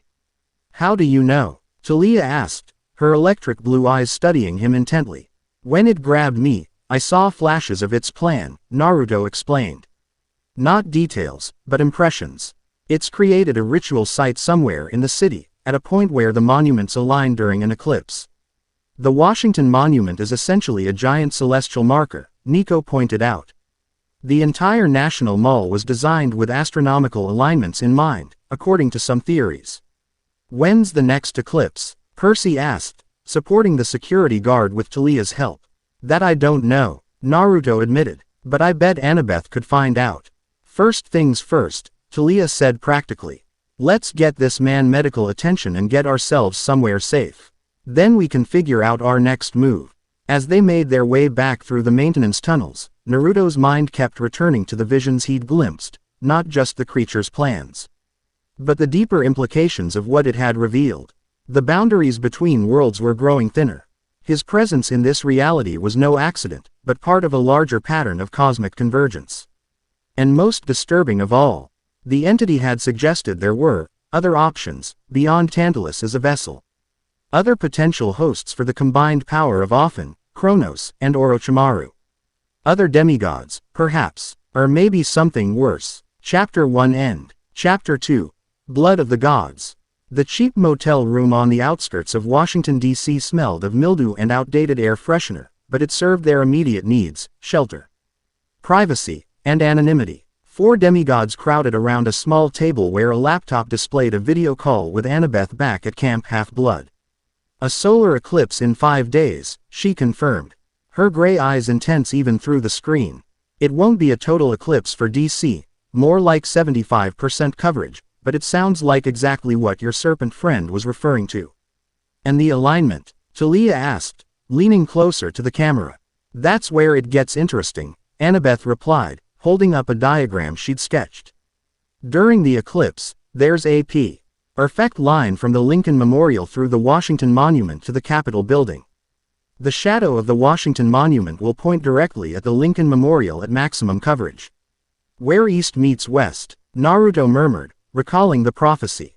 Exactly, Annabeth agreed. The Lincoln Memorial faces east toward the Capitol, which represents the establishment of Western civilization on American soil. The eclipse, sun and moon in alignment, represents the merging of opposites. What about the security guard? Percy asked, pacing behind the others. Any word from the hospital? Annabeth's expression turned grim. He's alive but comatose. Apollo's children at camp say his life force was nearly drained by whatever was possessing him. He may never wake up. The news landed heavily in the room. Naruto felt a twinge of responsibility. Another casualty in a conflict he seemed to be at the center of, just like in his previous life. So we have 5 days to figure out at this ritual involves and how to stop it, Nico summarized, his fingers drumming on the hilt of his Stygian iron sword. Any ideas where to start? I've been researching ancient Greek texts about often, Annabeth offered. Most sources agree it was one of the primordial serpents that existed before the Titans. Some versions say it ruled Olympus with Uranum before Kronos overthrew them both. And this Tantalus person? Naruto asked. The entity said it had borrowed his identity. Tantalus was a son of Zeus who tried to serve his own son as food to the gods, Annabeth explained. He was condemned to eternal punishment in Tartarus, standing in a pool of water beneath a fruit tree, with both water and fruit receding whenever he reached for them. Charming family, Talia muttered, her opinion of her divine relatives evident. He briefly escaped during the Sea of Monsters incident a few years ago, Percy added. Ended up as activities director at camp for a while before we sent him back to the underworld. But how did he escape Tartarus this time? Nico wondered. And how did Often get hold of him? The same way all the worst things happen, Percy said darkly. Someone helped them. A thoughtful silence fell over the group as they considered the implications. Demigod history was full of examples of other demigods, minor gods, or even Olympians themselves aiding enemies for their own purposes. This Orochimaru connection complicates things, Annabeth said finally, turning to Naruto. You said he was an enemy from your world. Someone who could transform into a white snake. Naruto nodded, the memories still vivid despite belonging to another lifetime. He was a shinobi who sought immortality through forbidden techniques. He could transfer his consciousness between bodies and had a strong affinity for snake summons and techniques. Sounds like he'd get along great with Python or Echidna, Percy remarked. Big snake enthusiasts, those three. Question is how his essence crossed realities, Annabeth mused. And why it merged specifically with Often and a fragment of Kronos. They're drawn to each other, Naruto suggested, remembering the entity's words. Similar forces from different mythological systems, recognizing each other across the cosmic void. Like recognizes like, Talia agreed. Just as you were drawn to another potential vessel in this world, a son of Hades. The parallel wasn't lost on Naruto. His soul had found its counterpart in this world, just as Orochimaru's essence had found Often. The thought was unsettling. We need more information, he decided, standing up from the table. About the ritual, about what this hybrid entity is planning, about why it needs me specifically. I might be able to help with that, Nico said quietly. His expression was troubled, as though he'd been debating whether to share something. There's someone who might know more about cross-realm entities than anyone at camp. Who? Percy asked. Our stepmother, Nico replied, looking at Naruto. Persephone. She's not in the underworld this time of year, but she maintains a garden in Central Park, a minor entrance to the underworld that she uses during summer months. Persephone, Naruto repeated, the name vaguely familiar from his crash course in Greek mythology. The goddess Hades kidnapped, Nico's mouth twisted in a grimace. That's the simplified version mortals tell. The reality is complicated. But she understands liminality, existing between worlds, better than most deities. She might know something about what's happening. New York is only a few hours from here, Talia pointed out. We could make it by tonight if we left now. I'll keep researching from this end, Annabeth promised. And I'll ask Rachel if the Oracle has any more insights about the prophecy.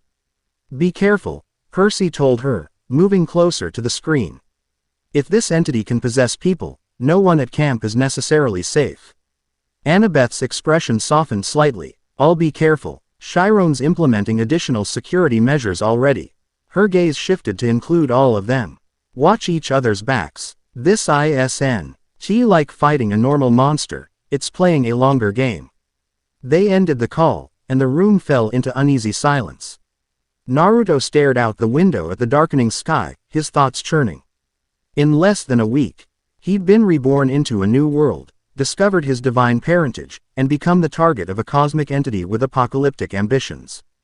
It was disorienting, yet strangely familiar. Crisis had defined much of his first life as well. "We should get moving," Talia said, breaking the silence as she began gathering her few belongings. "Those Pegasi Percy called should be here soon." "I hate flying," Nico muttered. But he too began packing. Naruto turned from the window. "There's something else we need to consider," he said, drawing their attention. The entity mentioned, Oth. Our options when its current vessel was failing. I think it meant other potential hosts.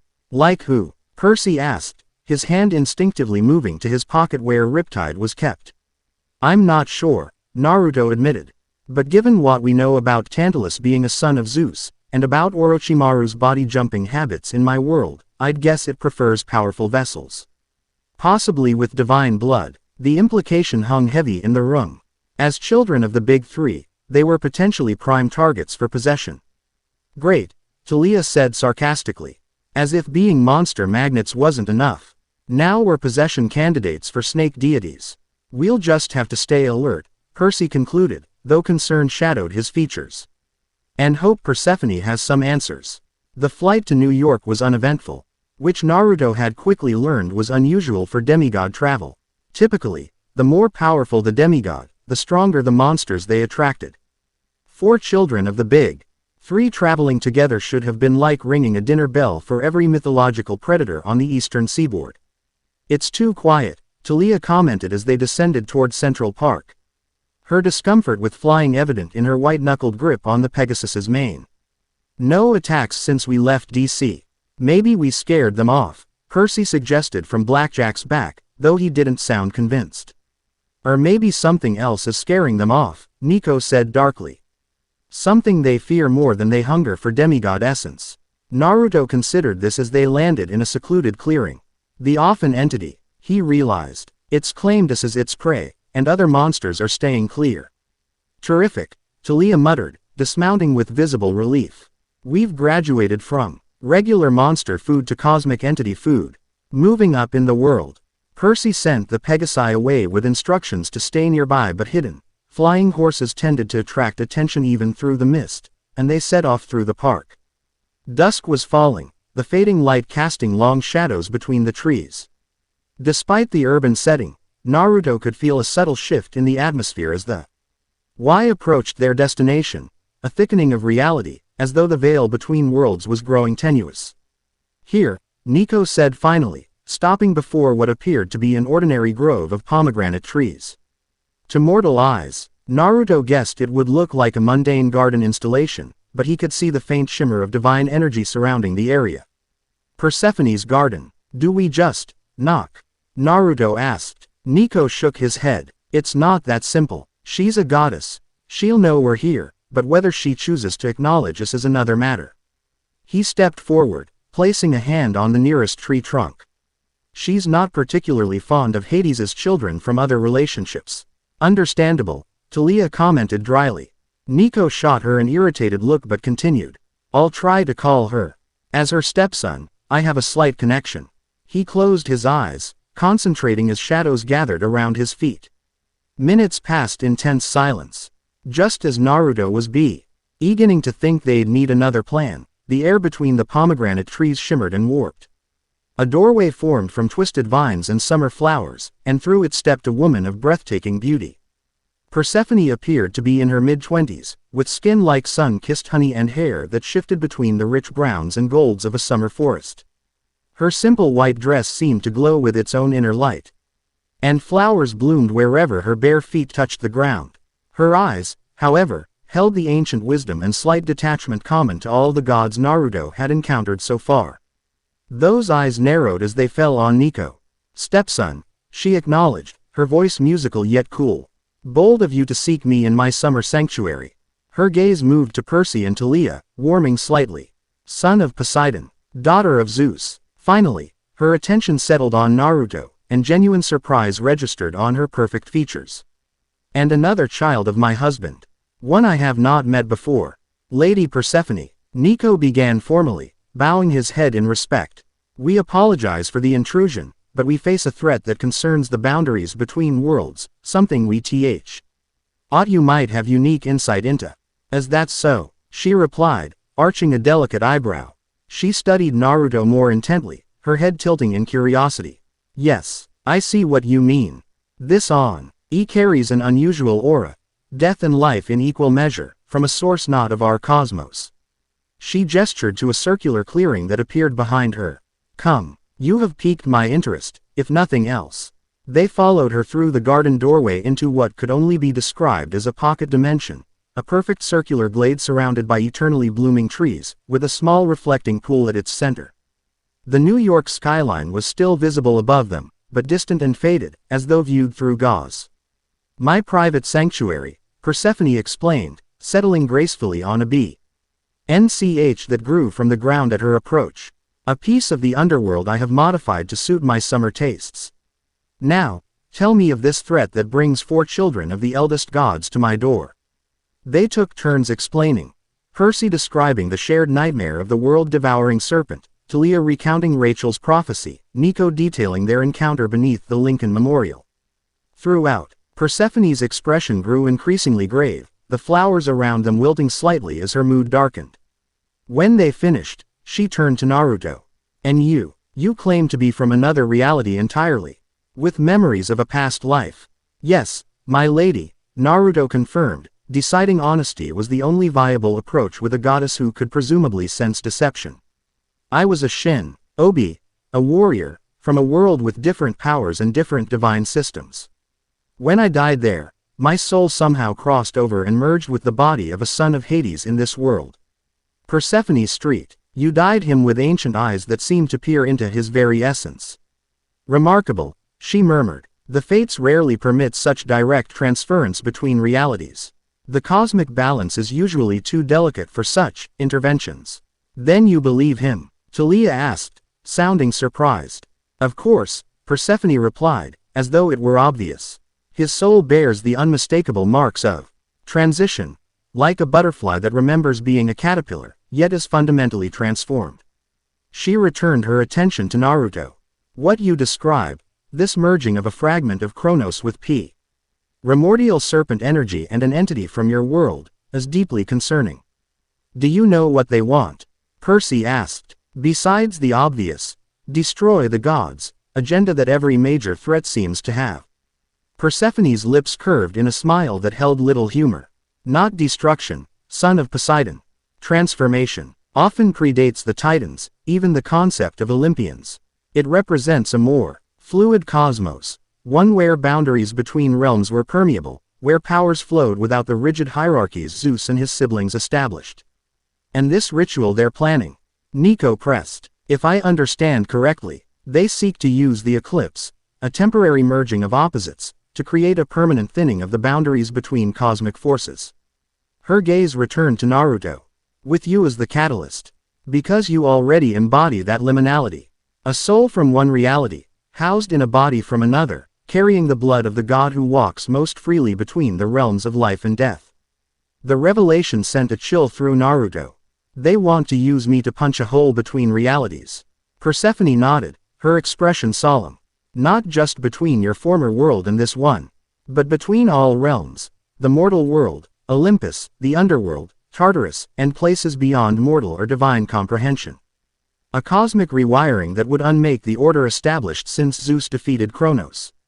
That would be chaos, Talia said, her voice hushed. Monsters, titans, and worse flowing freely into the mortal world. Precisely, Persephone agreed, though often its allies would frame it as liberation, the removal of artificial boundaries that separate aspects of the cosmos that once were unified. How do we stop it? Naruto asked directly. Persephone's expression turned thoughtful. The ritual requires 3 key elements. The correct alignment, which you've identified as the upcoming eclipse, a vessel of liminality, which appears to be you, and a catalyst of transformation. She hesitated. In most ancient rituals involving cosmic boundaries, that catalyst is blood, specifically, the blood of the gods. They need ichor, Percy asked. From an actual god? Not necessarily, Persephone corrected. Diluted divine blood can suffice if the connection is strong enough. The blood of multiple demigods, particularly powerful ones like yourselves, could potentially substitute for pure ichor. That's why it threatened to kill us, Talia realized. Our blood would fuel the ritual. Can we prevent the alignment? Nico asked. Or somehow block it? Persephone shook her head. Cosmic alignments follow their own rules. Not even the gods can easily disrupt them. Your best strategy would be to either remove the vessel, she nodded toward Naruto, from their reach, or prevent them from obtaining the catalyst. So we either hide Naruto away during the eclipse, or make sure they can't get our blood, Percy summarized, making it sound deceptively simple. There is another possibility, Persephone said, her voice taking on a more cautious tone. If Naruto's dual nature truly makes him the ideal vessel, perhaps that same quality could be used to disrupt the ritual from within. All eyes turned to Naruto, who felt the weight of their consideration. What exactly would that involve? He asked. Dangerous gambles, Persephone admitted. You would need to more fully integrate your past and present selves, not just memories and skills, but the fundamental energies that define you in both realities. Is that even possible? Talia asked. Perhaps. Persephone stood, gliding to the reflecting pool at the center of the glade. She waved a hand over its surface, and the water shifted to show an image of swirling energies, golden light intertwined with shadowy darkness. What you call chakra in your former world has its equivalent here, though we name it differently. Divine energy, life force, soul fire, these are all manifestations of the same cosmic principle, filtered through different mythological systems. The image in the pool changed to show Naruto himself, or rather, two overlapping versions of him, one in his original Shin Obi form surrounded by the Nine Tails golden chakra, the other in his current body wreathed in underworld shadows. At your core, these energies are already merging, Persephone continued. But the process is incomplete, held back by your own conceptual limitations, your belief that these powers must remain separate because they belong to separate worlds. So if I could fully merge them, Naruto began, fascination overtaking trepidation, you might become something unique, a nexus of power that defies the very boundaries often seeks to exploit, Persephone finished. Neither wholly of your original world nor entirely of this one, but a bridge that functions according to your will rather than chaotic cosmic principles. That sounds incredibly risky, Nico observed. All worthy endeavors carry risk, Persephone replied with the casual certainty of an immortal being. But there is potential for something remarkable. The prophecy spoke of a child of darkness with light still burning. I believe it refers to this very duality within you, Naruto D'Angelo. The possibilities swirled in Naruto's mind. Throughout his first life, his greatest strength had come from synthesis, merging the Nine Tails power with his own, combining different nature transformations to create new techniques, bringing together disparate ninja villages under a common cause. Perhaps this was no different. How would I even begin such a merger? He asked. I can help with that, Persephone offered, surprising them all. As goddess of spring transformation and rebirth, I understand metamorphosis better than most Olympians. I cannot complete the process for you, that journey is yours alone, but I can initiate it, guide your first steps. She approached Naruto, extending her hand. If you are willing. Naruto hesitated, looking to his companions. Percy seemed concerned but understanding, having faced his own impossible choices in the past. Talia's expression was guarded, yet there was a gleam of respect in her electric blue eyes, recognition of the courage such a decision required. Nico simply nodded, acknowledging that ultimately, this was Naruto's path to walk. I'm willing, Naruto decided, taking Persephone's hand. The goddess's touch was both warm as summer soil and cool as underground streams. She led him to the reflecting pool and gestured for him to kneel beside it. Look into the water, she instructed. See not your reflection, but your essence. Naruto did as directed, gazing into the still surface of the pool. At first, he saw only his current face, younger than he was accustomed to, with darker gold hair and eyes that held hints of both Hades's darkness and his original azure blue. Then the image shifted, rippling to reveal something deeper, currents of energy flowing through and around him. Your life force exists in layers, Persephone explained, her voice taking on a hypnotic quality. The outermost layer is your physical form, the body of a young son of Hades. Beneath that is your divine essence, the power inherited from your father in this world. Deeper still is your soul's memory, the imprint of who you were, including the echoes of your former power. As she spoke, Naruto could see these layers in the pool, concentric shells of light and shadow, each pulsing with its own rhythm yet subtly influencing the others.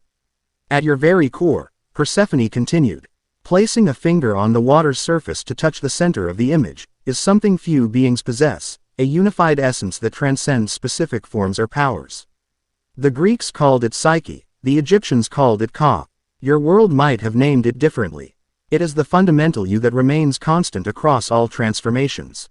The center of the image glowed with it that was neither the golden chakra of his Jinchuriki form nor the shadow energy of his demigod abilities, something purer and more fundamental. Focus on that core, Persephone instructed. Feel how it connects to all your layers. How it has remained unchanged despite your transition between worlds. Naruto concentrated, mentally reaching for that central light. As he did, memories flooded him, not just of his life as a shinobi or his brief time as a demigod, but deeper recollections of what it meant to be himself. His essential nature, the principles and connections that defined him beyond any specific power or form. Now, Persephone said, her voice seeming to come from both outside and inside his mind, imagine those outer layers beginning to merge, not fighting against each other, but recognizing their common source in your core essence. Naruto visualized the layers of energy flowing together like tributaries joining a river, distinct yet part of a greater whole. To his surprise, the energies in the pool began to move in response to his mental direction, shadow and light intertwining in delicate patterns. Good, Persephone encouraged. The process has begun. It will continue naturally now, accelerating in moments of need or insight. She placed her hands on his shoulders. What I give you next is a gift, a momentary glimpse of what full integration might feel like. Use it wisely, for it will fade quickly. Before Naruto could respond, Persephone leaned forward and placed a kiss on his forehead. Power surged through him, not the cool darkness of Hades's bloodline or the warm vitality of chakra, but something transcendent that contained aspects of both while being greater than either.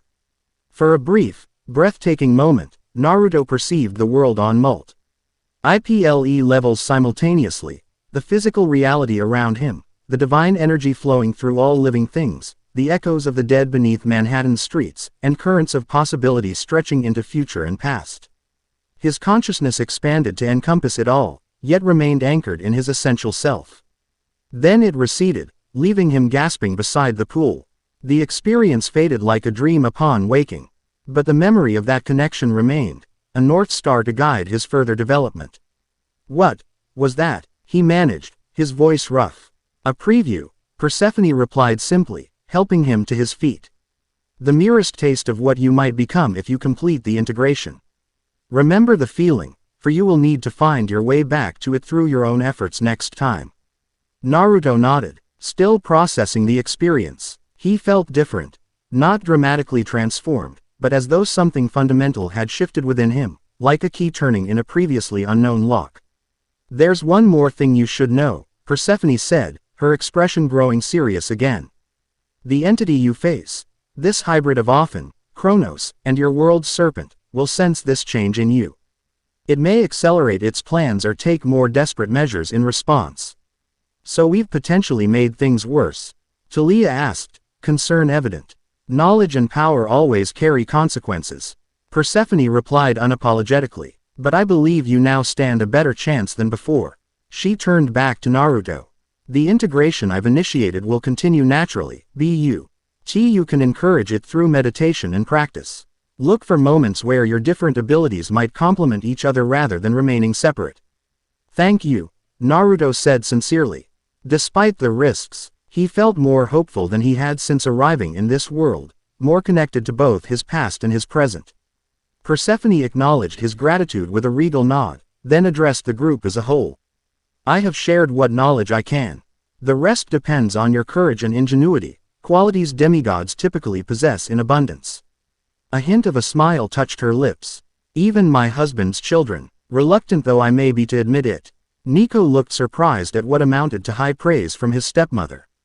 There is one last matter, Persephone added, her express Scion growing distant as though listening to something beyond mortal perception.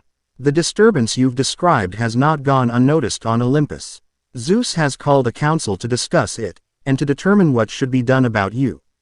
Naruto D'Angelo. That sounds ominous, Percy remarked. It should, Persephone confirmed. The king of gods rarely welcomes anomalies he doesn't understand, particularly those connected to his brother Hades. She turned to Talia. Your father will expect your loyalty in this matter, daughter of Zeus. Be prepared for that call. Talia's expression hardened. My loyalty is to what's right, not to arbitrary divine politics. Persephone smiled, a genuine expression this time. So like your patron Artemis in that regard. Good. She waved a hand, and the garden around them began to fade. Dawn approaches. I must return to my duties, and you to your quest. Remember what I've shown you, and move swiftly.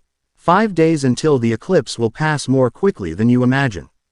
The garden disappeared entirely, depositing them back in the regular central park clearing where they'd started. The pomegranate trees remained, but the divine doorway had vanished, leaving no trace of Persephone's sanctuary. Well, Percy said after a moment of silence, that was actually more helpful than most divine consultations have been part of. She gave us a direction, Talia agreed. But not a complete solution. Typical of the gods, Nico muttered, though without his usual bitterness when discussing Olympians. They point the way but leave mortals to walk the path.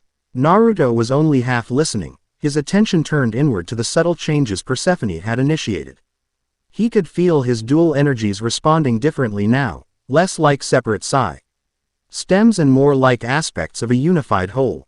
It would take time to fully understand and control, but the potential was exhilarating. We should find somewhere to rest, Percy suggested, noting Naruto's distraction. Process what we've learned and plan our next move. I know a place, Nico offered. My father keeps an apartment in Manhattan for his rare visits to the mortal world. It's protected from most forms of magical surveillance, including Olympian oversight. Hades has an apartment in New York.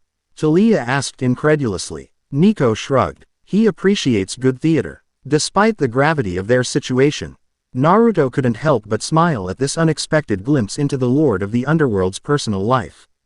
Gods, it seemed, were full of surprises, much like humans, only with far more power to indulge their idiosyncrasies. As they made their way through the pre-dawn park, Naruto found himself more optimistic than he'd been since arriving in this world. He had allies, a clearer understanding of his unique nature, and the beginnings of a path toward integrating his past and present. The threat they faced remained formidable, but no longer seemed insurmountable. For the first time since his rebirth, Naruto felt truly alive, not just surviving in a strange new world, but beginning to thrive in it. Hades's Manhattan apartment, as it turned out, occupied the top floor of an elegant pre-war building near Central Park West. The decor was surprisingly understated. Dark woods, leather furnishings, and subtle lighting that cast the space in a warm glow despite the absence of windows. What might have felt claustrophobic instead conveyed a sense of comfortable seclusion. Father visits during the winter months, Nico explained as they settled in. When RSE phone is in the underworld and he can occasionally escape his duties. To watch theater, Talia asked, still processing this humanizing detail about the fearsome Lord of the Dead. Greek tragedies mostly, Nico confirmed with a small smile. He says modern productions miss the point, but he appreciates the effort. While Percy contacted Annabeth to update her on their meeting with Persephone, Naruto explored the apartment. Drawn to a study lined with ancient texts and artifacts, his attention was captured by a collection of scrolls in a glass case, some written in Greek, others in languages he didn't recognize. One, however, featured characters that looked remarkably similar to those used in the elemental nations.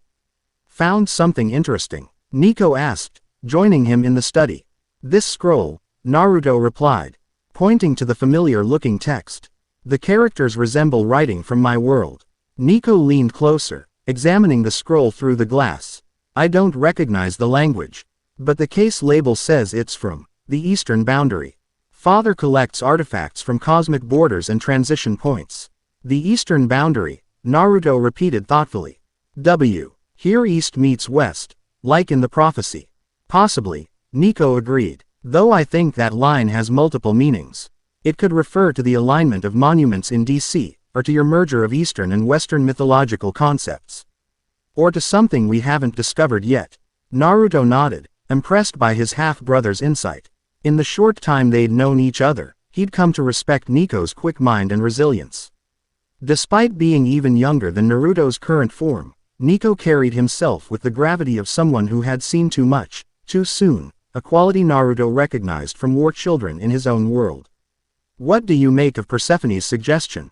Naruto asked, turning from the scroll case. About integrating my dual nature. Nico considered the question carefully. I think it's your best option. Even if it's risky. You're already neither fully your old self nor simply a son of Hades, you exist in between.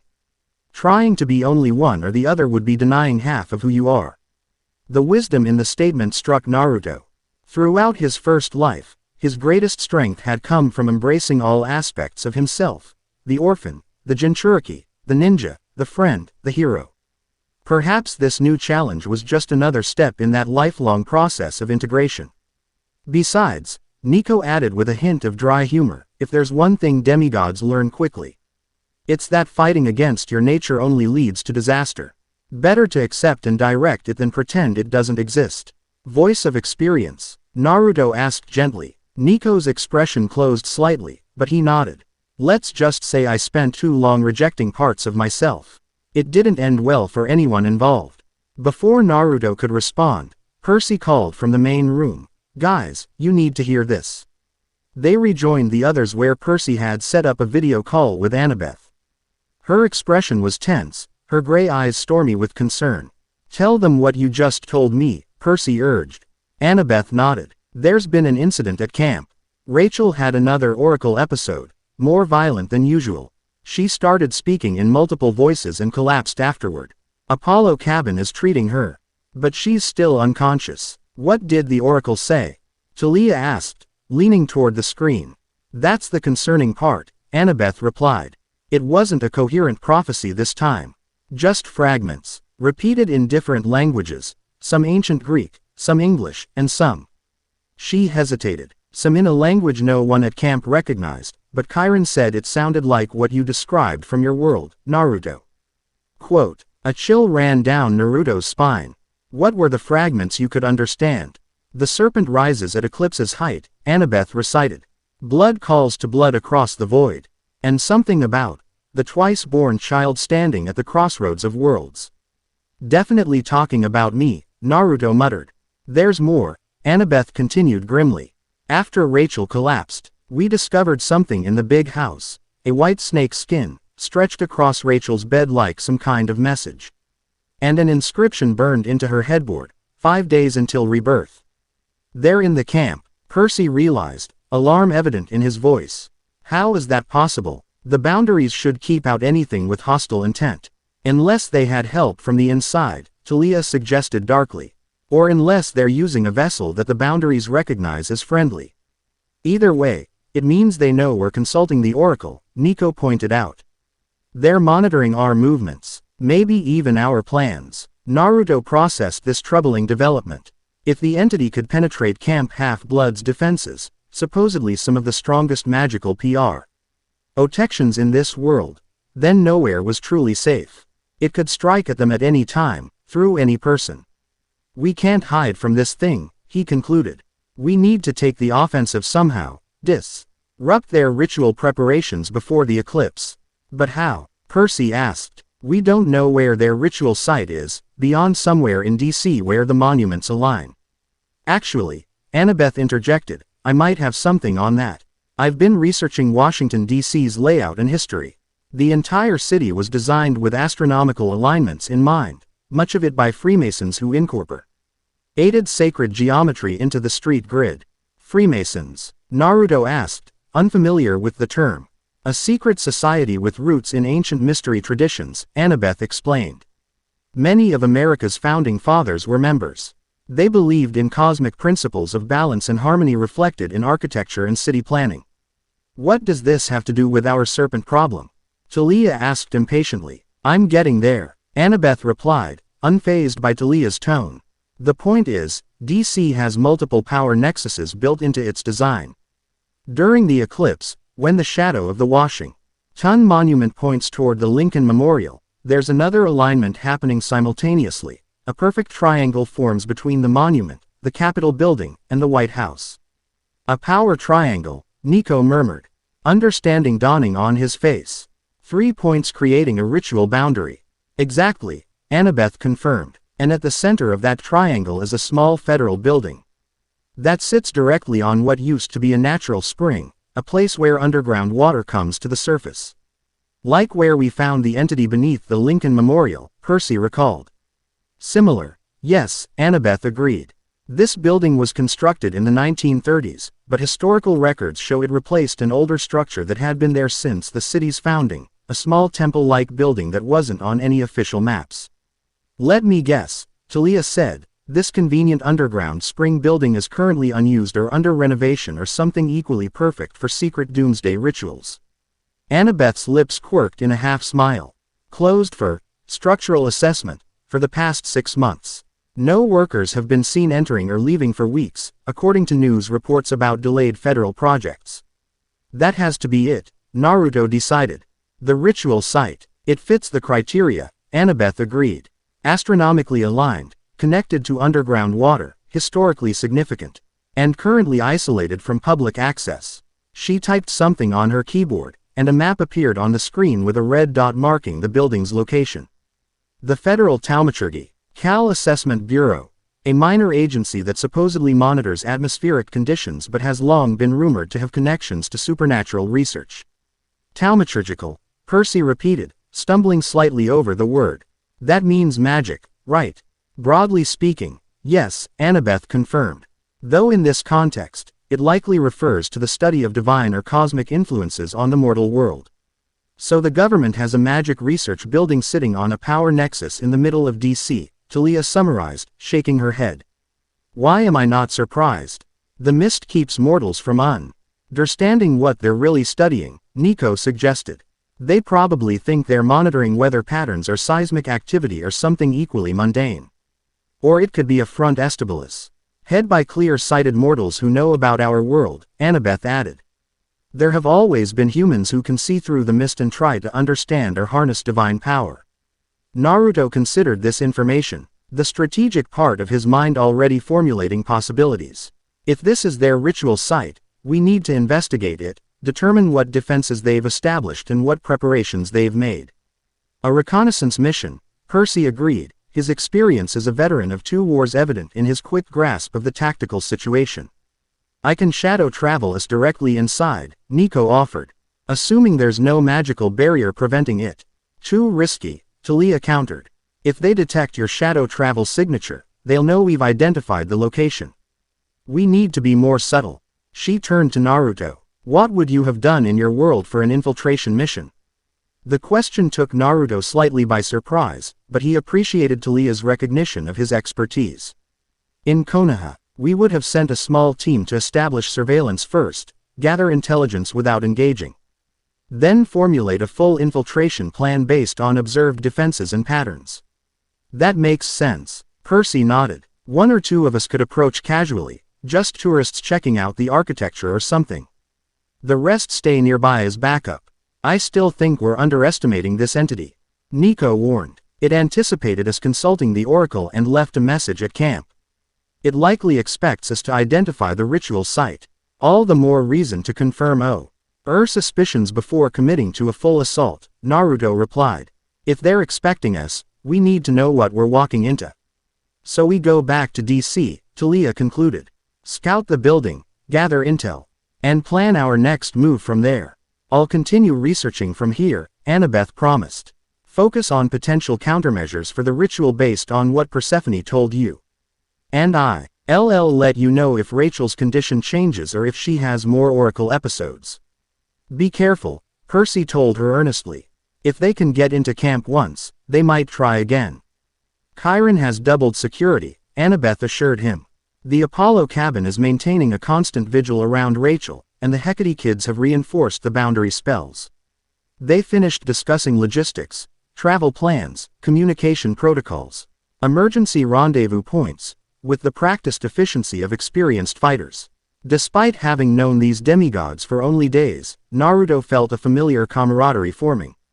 They reminded him of his old comrades in many ways, Percy's unflagging loyalty echoing Sasuke's better qualities, Talia's fierce competence reminiscent of Sakura, Nico's quiet intensity similar to Gaara's transformed personality.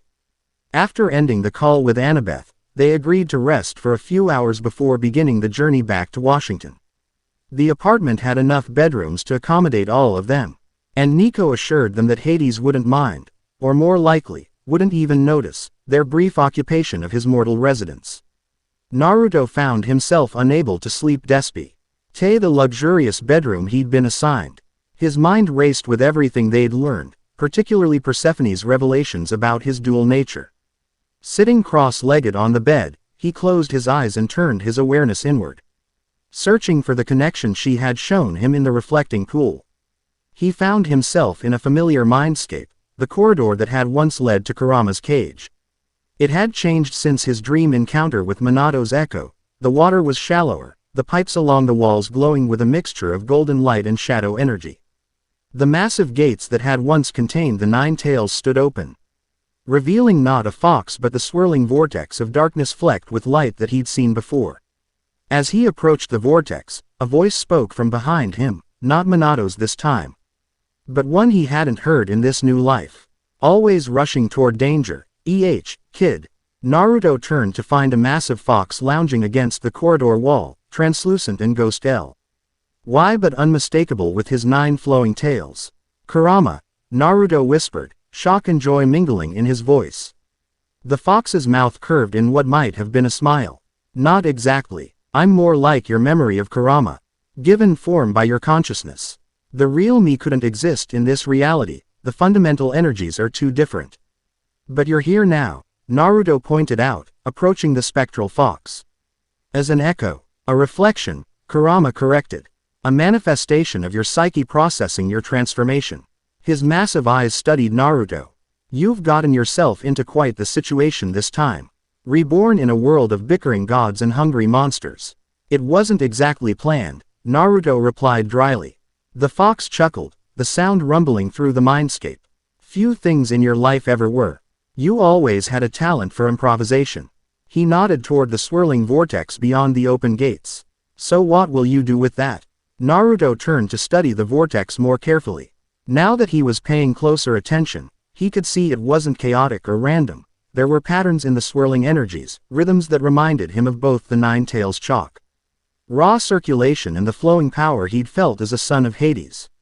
Persephone said I need to integrate my dual nature, he explained.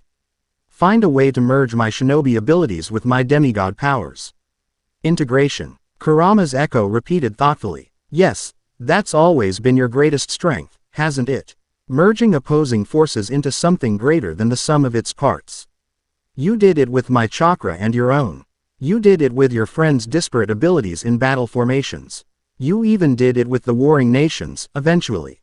The fox stood, his ghostly tail swishing behind him. This is no different in principle, just in scale and context. But how do I begin?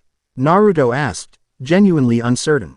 Chakra manipulation was based on precise control through hand seals and concentration. Demigod powers seem to work on emotion and intent more than structured technique. Then start with what they have in common, Kurama suggested, approaching the vortex. Both systems channel energy through your body and spirit. Both respond to your will. Both have limitations and strengths. He reached a translucent paw toward the swirling energies. Find the resonance between them. As the fox's paw touched the vortex, the energies reacted, golden light swirling outward to meet shadow, neither overwhelming the other but creating patterns of breathtaking complexity where they merged. See, Kurama said softly, they recognize each other at a fundamental level. Light and shadow, chakra and divine power, all expressions of the same cosmic force, filtered through different metaphysical systems. Naruto watched in fascination as the energies continued to dance together, forming fleeting symbols that seemed almost familiar, like the seals he had once used, but overlaid with Greek letters and symbols he didn't recognize. This is the language of your new power, Kurama explained, seeing his interest. Neither purely shinobi technique nor purely demigod ability, but something uniquely yours. You'll need to learn to read it, to speak it through your actions and intentions. The concept resonated with Naruto on a deep level. He had always learned best through doing rather than abstract study, and this suggested his path forward would follow a similar pattern: experimentation, adaptation, intuitive leaps. "Will I see you again?" he asked, sensing that this manifestation of his old partner was temporary. The fox's form was already growing more transparent, fading as Naruto's meditation deepened. "I'm always here, kid. Not as I once was, but as part of what made you who you are." Kurama's voice grew distant. "Remember what I taught you about balance, between power and restraint, between fury and compassion. You'll need that wisdom in this world of extremes." With those final words, the echo vanished entirely, leaving Naruto alone with the swirling vortex.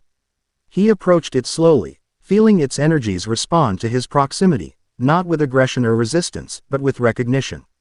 This was part of him now, as much as Kurama had once been. Experimentally, he extended his hand into the vortex. The sensation was indescribable, neither hot nor cold, neither painful nor pleasant, but intensely present. Power coursed through him, seeking channels and patterns it recognized from his years of chakra manipulation but adapting to his new physiology.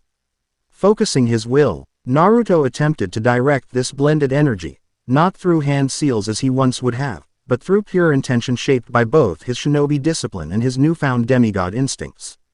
The result was immediate and startling. The vortex contracted, then expanded in a controlled pulse that resonated through his entire mindscape. The corridor around him transformed, the DNGY sewer-like environment giving way to a space that better reflected his new reality, a circular chamber with obsidian walls etched with flowing patterns that combined ninja seals and Greek symbols. The shallow water remained but now glowed with the same blended energy as the vortex, which had settled into a more stable form at the chamber's center. "Progress," Naruto murmured to himself, feeling deep satisfaction at this tangible representation of his internal transformation. He withdrew from the meditation slowly, gradually becoming aware of his physical surroundings again. Opening his eyes, he noticed something he hadn't seen before: a faint glow emanating from his skin, golden chakra-like energy interwoven with shadow in patterns similar to those he'd witnessed in his mindscape. The effect faded quickly, but the lingering sensation of connection remained. A soft knock on his door interrupted his thoughts. "Naruto." It was Talia's voice. "It's almost dawn. Percy's made food, if you want some before we head out." "Coming," he called back, rising from the bed with newfound energy. His brief communion with the echo of Kurama and the subsequent mindscape transformation had left him feeling more centered, more complete, than he had since arriving in this world. Whatever challenges awaited in Washington, D.C., he would face them not as a displaced shinobi or an inexperienced demigod, but as something new, something with the potential to be greater than either. The journey back to D.C. was swift, courtesy of Nico securing an unexpected mode of transportation: 3 gleaming black chariots pulled by skeletal horses that moved with unnatural speed through the early morning shadows. "Dad's personal transport system," he explained as they raced down highways invisible to Mo. RTALIs, shadow roads that paralleled normal routes but existed slightly out of phase with regular reality. "He lends them to Thanatos and the Furies usually, but as his sons, we have limited access rights." "Perks of being a child of the underworld," Talia remarked dryly, though she seemed impressed by the efficiency of their travel.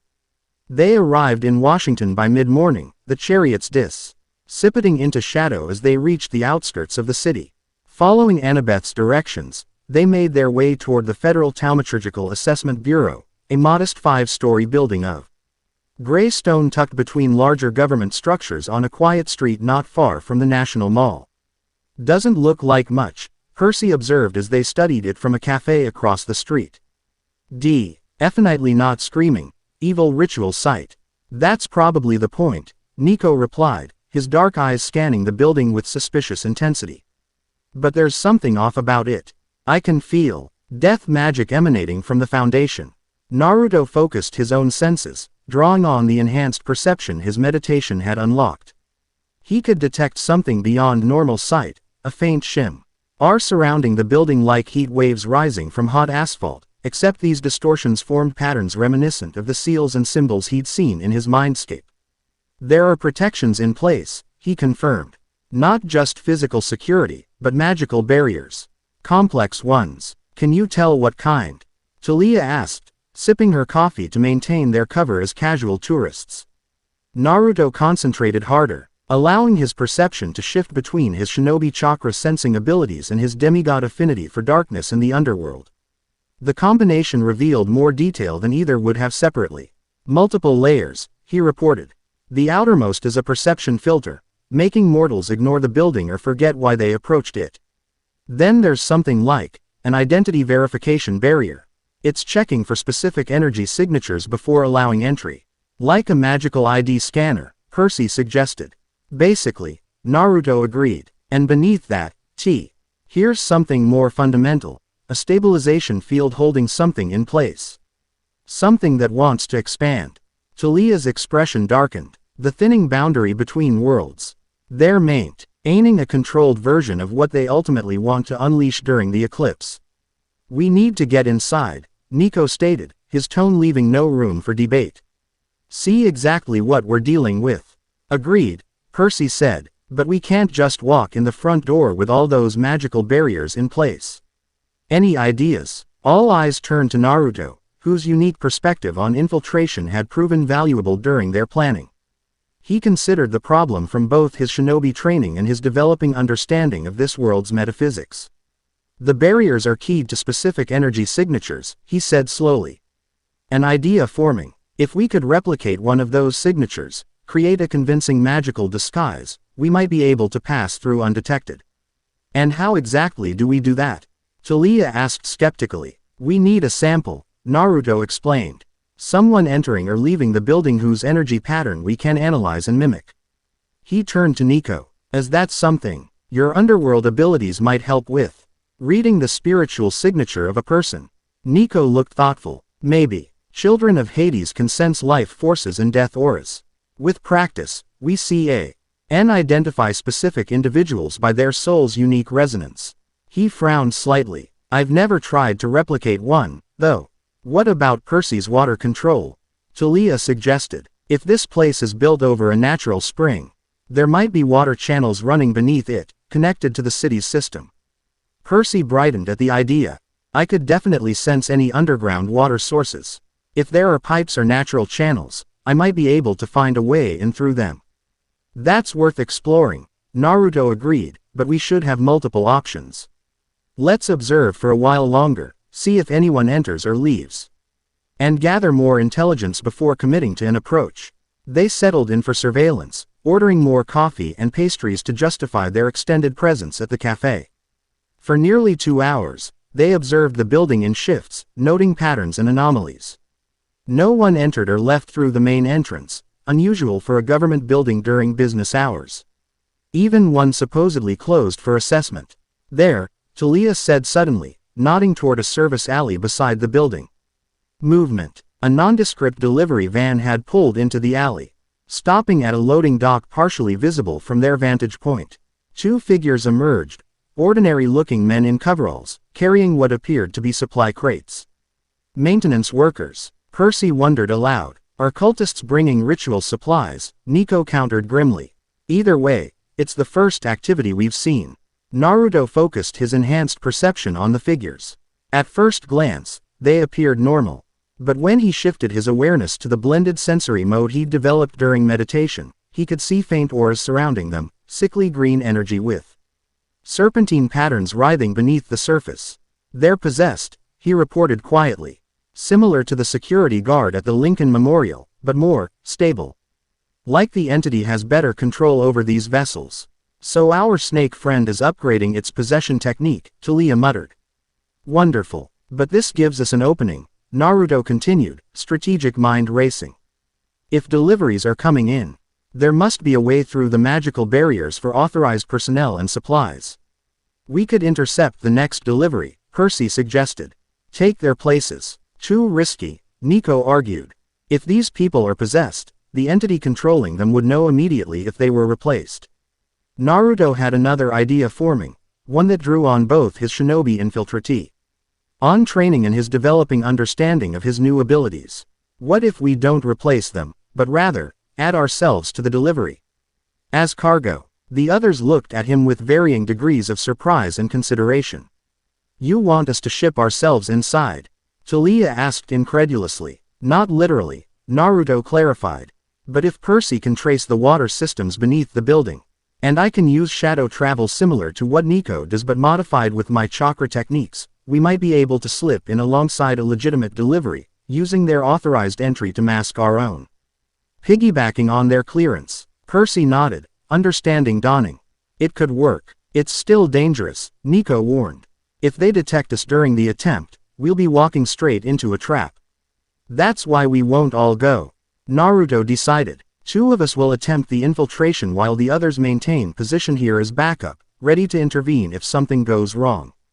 They debated briefly about who should go, eventually settling on Naruto and Percy, combining Naruto's infiltration experience and developing hybrid abilities with Percy's water control, which might prove UCIAL given the building's connection to underground springs.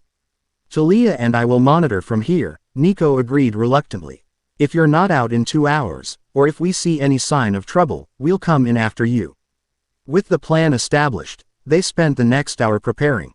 Percy used his hydrokinetic senses to map the water systems beneath and around the building, identifying a promising access point where a maintenance tunnel connected to the building's old plumbing system. Naruto, meanwhile, practiced a modified version of shadow travel, combining Nico's instructions with his own chakra control techniques to create a more subtle approach than either method alone would allow. Ready? Percy asked as they positioned themselves in a secluded spot near the building's service entrance, waiting for the next delivery. Naruto nodded, feeling the familiar pre-mission focus settle over him, a calm clarity that had served him through countless shinobi operations. Ready. They didn't have to wait long. Just after noon, another delivery truck arrived, this one larger than the first. The same 2 possessed workers emerged to unload it, wheeling dollies stacked with crates toward the service entrance. Now, Naruto whispered as the workers disappeared inside with the first load. He placed a hand on Percy's shoulder and reached for the blended power he'd accessed during meditation. Shadow energy intertwined with chakra-like vitality. Instead of forcing it through hand seals or rigid patterns, he allowed it to flow naturally, guided by intention rather than technique. The shadows around them rippled, then enveloped them in a cocoon of darkness that wasn't quite shadow travel as Nico performed it, nor the body flicker technique Naruto had once used as a shinobi. It was something new, a momentary phase shift that allowed them to slip between the layers of reality, moving through the spaces between light and darkness. They emerged in a dimly lit maintenance tunnel beneath the building, surrounded by pipes and electrical conduits. Percy staggered slightly, looking disoriented. That was different from Mrs. O'Leary's shadow travel, he commented, referring to the hellhound that occasionally transported him. Less cold, more, I don't know, fluid. It's a hybrid technique, Naruto explained, keeping his voice low. Part shadow manipulation, part chakra transportation. Still working out the details. Percy shook off his disorientation quickly, professional focus returning. We're in the right place. I can feel the water sources all around us, including. He concentrated, his sea-green eyes taking on a slight glow in the dim light. There's a large reservoir directly beneath the central part of the building. Not natural anymore. It's been modified, contained somehow. The spring Annabeth mentioned, Naruto surmised. Likely the focal point of whatever ritual they're preparing. They moved cautiously through the maintenance tunnels, guided by Percy's water sense and Naruto's enhanced perception. The deeper they went, the stronger the feeling of wrongness became, a prickling sensation at the edge of Naruto's awareness, like discordant music, playing just beyond the range of hearing. Eventually, they reached a heavy metal door marked with both conventional maintenance symbols and, visible only to their demigod sight, arcane markings that glowed with subtle power. More barriers, Naruto murmured, studying the symbols. But different from the outer ones.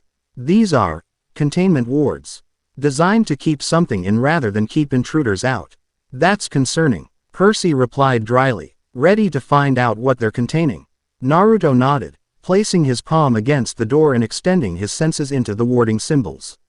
They responded to his touch, the glyphs shifting and realigning as his blended energy interacted with them. It wasn't that he was breaking the wards, rather, they seemed to recognize something in Hi's unique energy signature and partially yielded. That's unexpected, he whispered, pulling his hand back in surprise. What happened? Percy asked, Riptide appearing in his hand as he prepared for potential threats. The wards recognized me, Naruto explained, troubled by the implication. Or rather, they recognized something about my energy pattern. As if they were designed with me in mind. That can't be good, Percy muttered. Trap, possibly, Naruto conceded, but it could also mean my unique nature is somehow key to whatever they're planning, which aligns with what the entity told me beneath the Lincoln Memorial. They exchanged a silent look, weighing the risks of proceeding against the need for information. After a moment, Percy nodded resolutely. We came this far, let's see what's behind door number 1. Naruto placed his hand on the door again, this time intentionally allowing his blended energy to interact with the wards. The symbols glowed brighter, then faded, as the heavy metal door swung open silently, revealing a vast chamber beyond.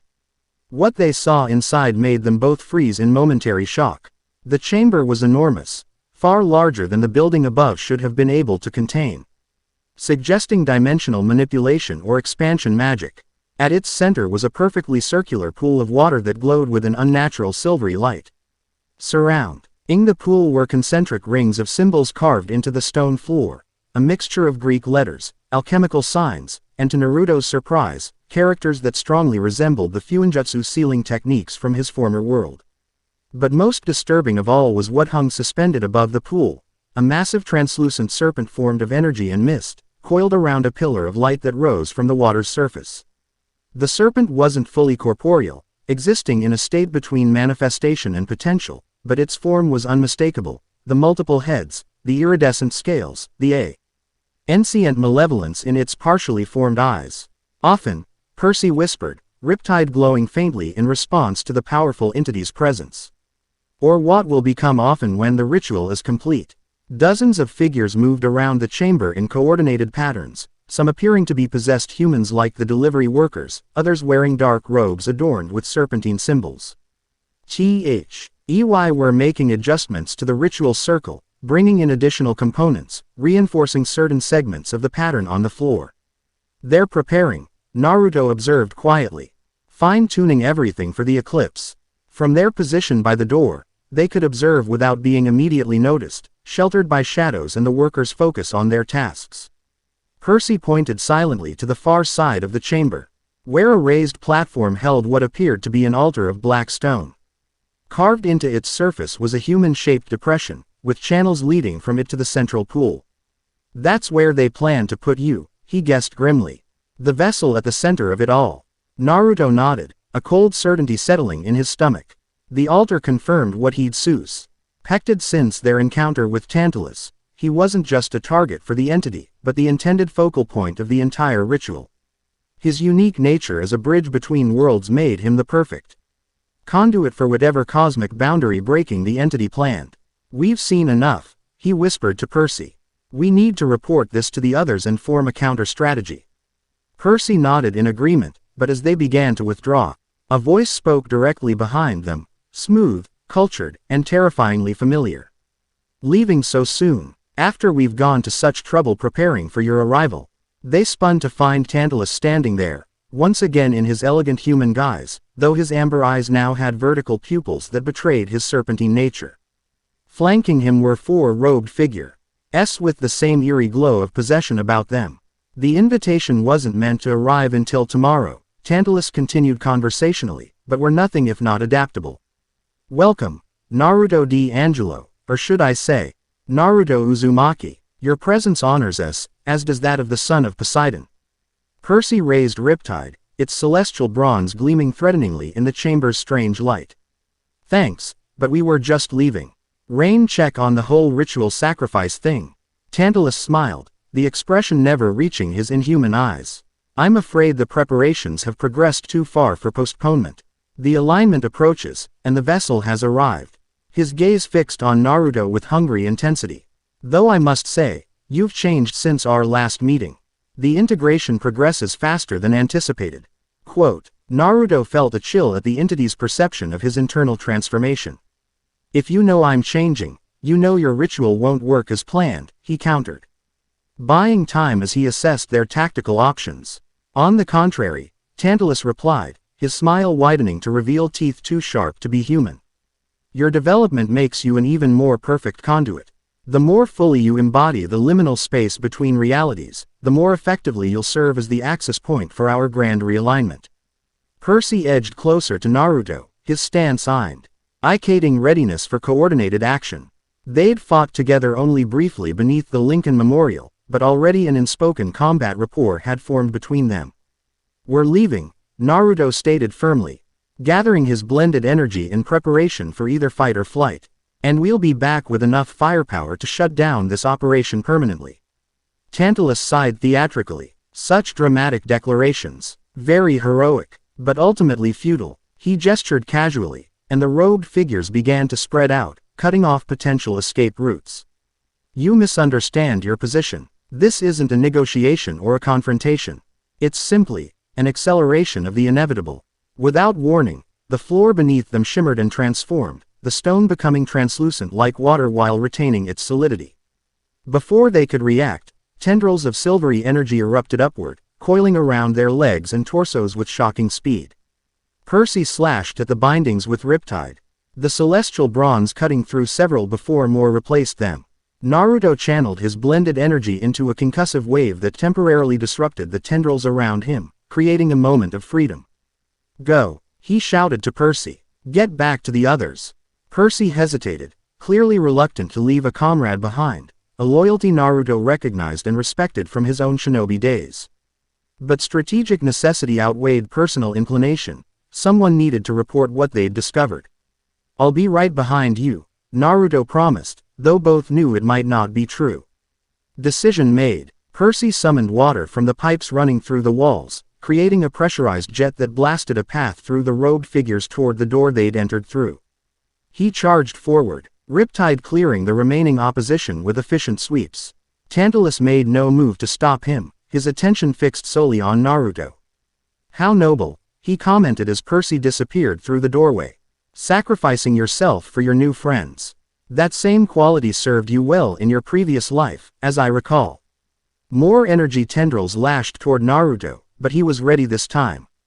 Drawing deeply on his developing abilities, he created a barrier of solidified shadow infused with chakra-like energy, a technique that would have been impossible days ago but now formed almost instinctively.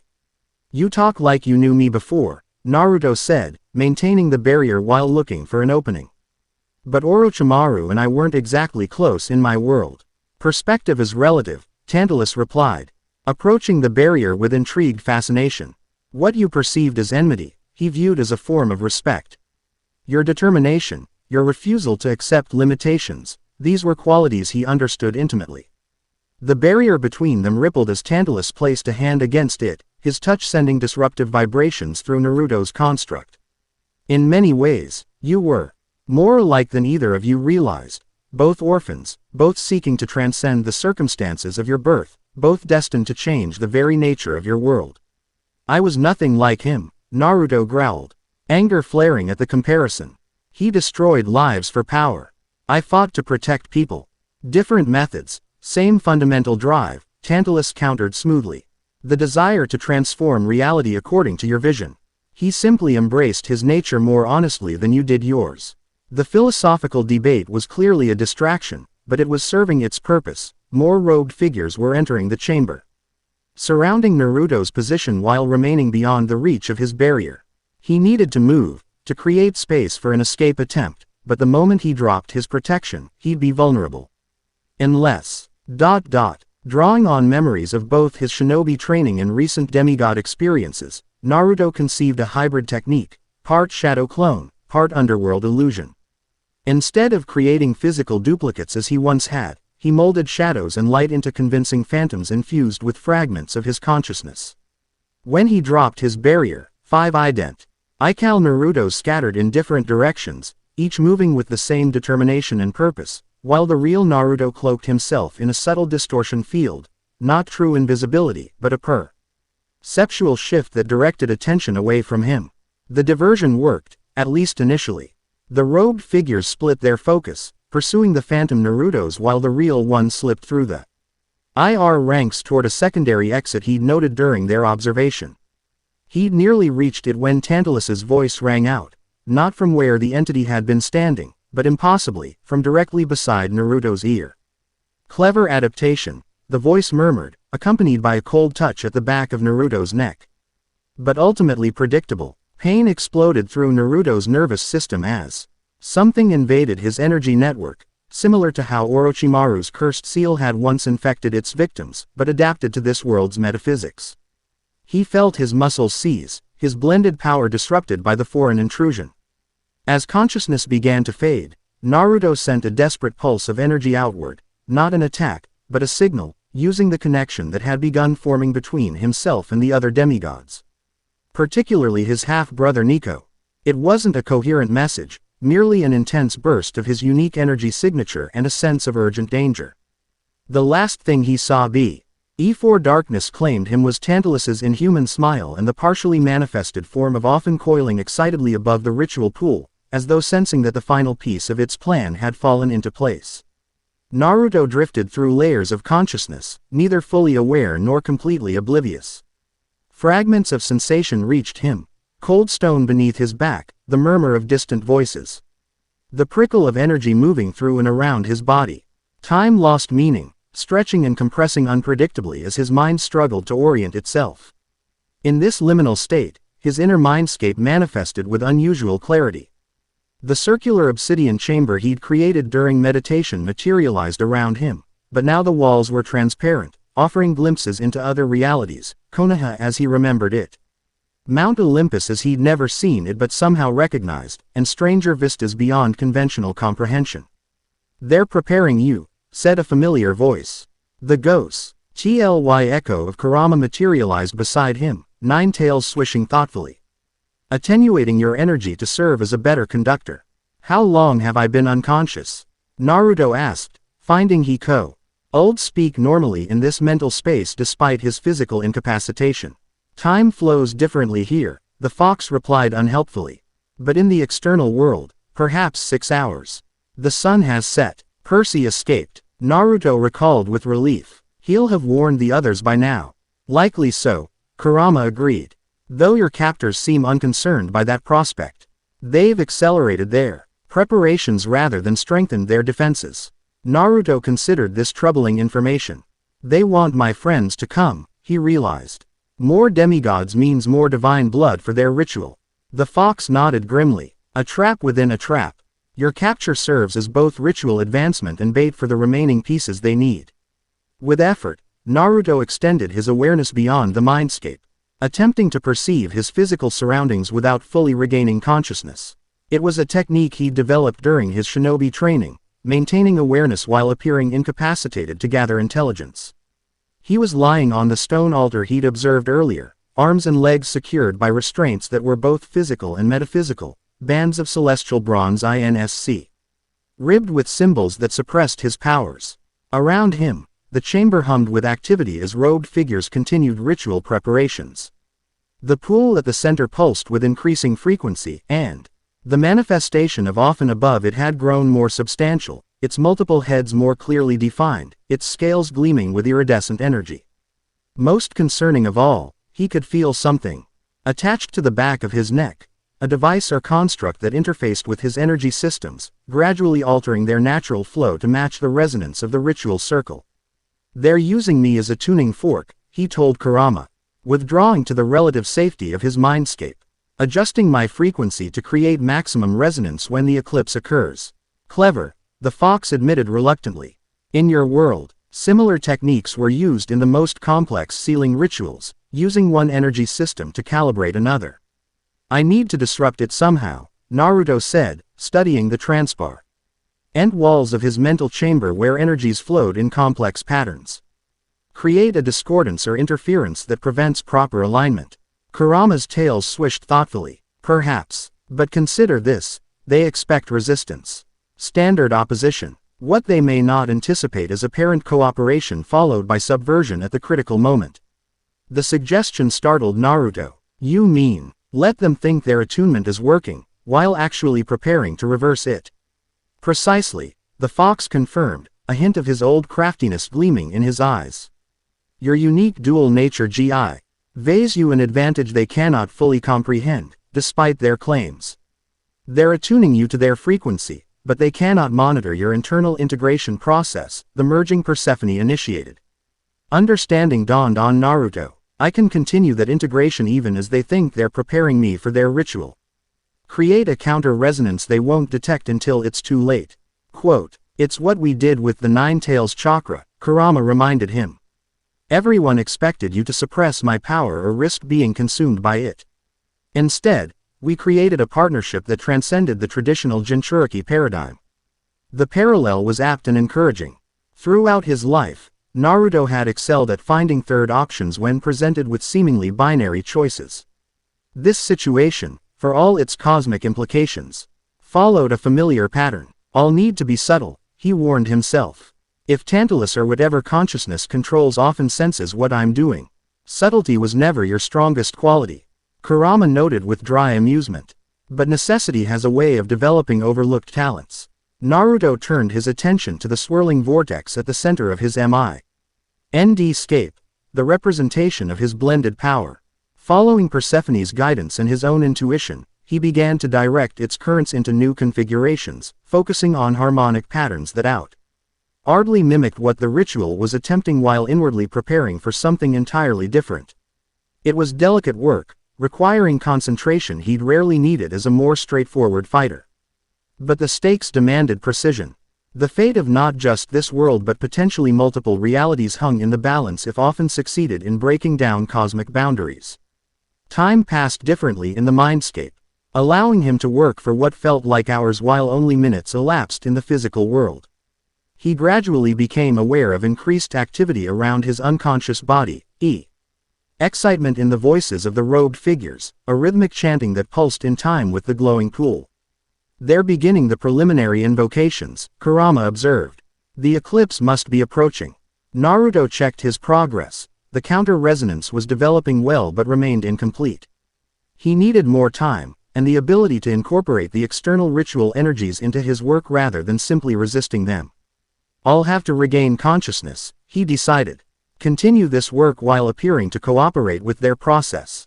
Dangerous, the fox warned. Once awake, your ability to focus inward will be severely limited by external stimuli and whatever suppression techniques they're using. I don't have a choice, Naruto replied grimly. And I'm betting my DS are planning some kind of rescue attempt. I need to be ready to coordinate with them when it comes. Kurama's ghostly form began to fade as Naruto prepared to return to full consciousness. Remember what defines you, the fox said, his voice growing distant. Not just power or technique, but the connections you forge and the determination that never yields. That transcends worlds and realities. With those words echoing in his mind, Naruto pushed through the layers of artificial unconsciousness, fighting against the suppression techniques to regain control of his physical form. It was swimming upward through increasingly heavy liquid, each layer offering more resistance than the last. Finally, with a gasp, he opened his eyes to the physical world. The chamber was transformed from when he'd last seen it fully. The concentric ritual circles glowed with power, symbols pulsating in complex sequences that sent waves of energy flowing toward the central pool. Above it, Offin's Anif station had grown dramatically more substantial, no longer translucent but semi-corporeal, its multiple serpent heads weaving hypnotic patterns through the air as they observed the proceedings with ancient, alien intelligence. Dozens of robed figures surrounded the pool, chanting in a language that seemed to shift between ancient Greek, Latin, and something older and more primal. At the head of the gathering stood Tantalus, now wearing ceremonial robes adorned with symbols that combined Greek iconography with designs that reminded Naruto disturbingly of Orochimaru's experimental protocols. Ah, the vessel awakens, Tantalus observed, noticing Naruto's return to consciousness. Perfect timing. The preliminary alignments are complete, and the eclipse begins in just under 3 hours. Naruto tested his restraints subtly, confirming what he already suspected. They were expertly crafted to contain a being of his specific nature, suppressing both demigod abilities and what they understood of his shinobi techniques. Conventional escape was unlikely. Why go to all this trouble? He asked, playing for time while continuing his internal counter-resonance work. If cosmic boundaries are meant to be fluid, as you claim, why not just wait for natural convergence? Tantalus approached the altar, studying Naruto with those inhuman amber eyes. Natural convergence would take millennia, he explained, seemingly pleased to discuss the philosophy behind their actions. The artificial separations imposed by the Olympians and other pantheons have become self-reinforcing over thousands of years. Breaking them requires catalyst events. He gestured to the glowing pool and the manifestation above it. Often remembers when reality was unified, when gods and titans, monsters and heroes. Life and death flowed together in a cosmic dance rather than existing in rigid hierarchies and separated domains. The primordials were not gods as modern mortals understand the concept, but embodiments of fundamental principles. And Chronos. Naruto pressed, genuinely curious about this cosmic perspective while buying more time. How does a fragment of the Titan Lord fit into this primordial restoration? Chronos understood power and its uses better than his children ever did, Tantalus replied. The fragment that survived his defeat recognized in often a kindred spirit, one who saw to restore a more honest cosmic order where power flowed according to natural principles rather than arbitrary divine law. As Tantalus spoke, Naruto continued his subtle internal work, using the conversation itself as cover for his manipulations. Each word, each concept introduced by the entity provided insight into the resonance patterns being imposed on him, allowing him to better craft his countermeasures. And Orochimaru? He asked, making the question seem natural within the philosophical discussion. What does my old enemy contribute to this trinity? Something shifted behind Alice's eyes, a different consciousness rising briefly to the surface. When he spoke again, his voice carried a different cadence, one chillingly familiar to Naruto. Perspective, dear boy, said Amaru's unmistakable silky tone through Tantalus's mouth. The understanding that boundaries, between life and death, between human and divine, between separate realities, are merely constructs to be transcended by those with vision and will. Quote, the voice shifted again, becoming a multi-layered sound that suggested multiple consciousnesses speaking in unison. Together, we represent the perfect synthesis, primordial cosmic force, divine revolutionary will, and scientific genius unbound by conventional morality. And you, Naruto Uzumaki, or D'Angelo if you prefer, are the perfect vessel to channel our reunification into manifestation. Naruto fought to keep his expression neutral despite the revulsion he felt at Orochimaru's familiar presence. And after the boundaries fall, what then? Renaissance, the unified voice replied. A new cosmic order where artificial divisions dissolve, where power flows to those with the capacity to wield it rather than those who merely inherit divine authority. Where death becomes merely another state of being rather than an ending. Where the full spectrum of reality becomes accessible to all with the will to embrace it. The vision was seductive in I.T.'s way.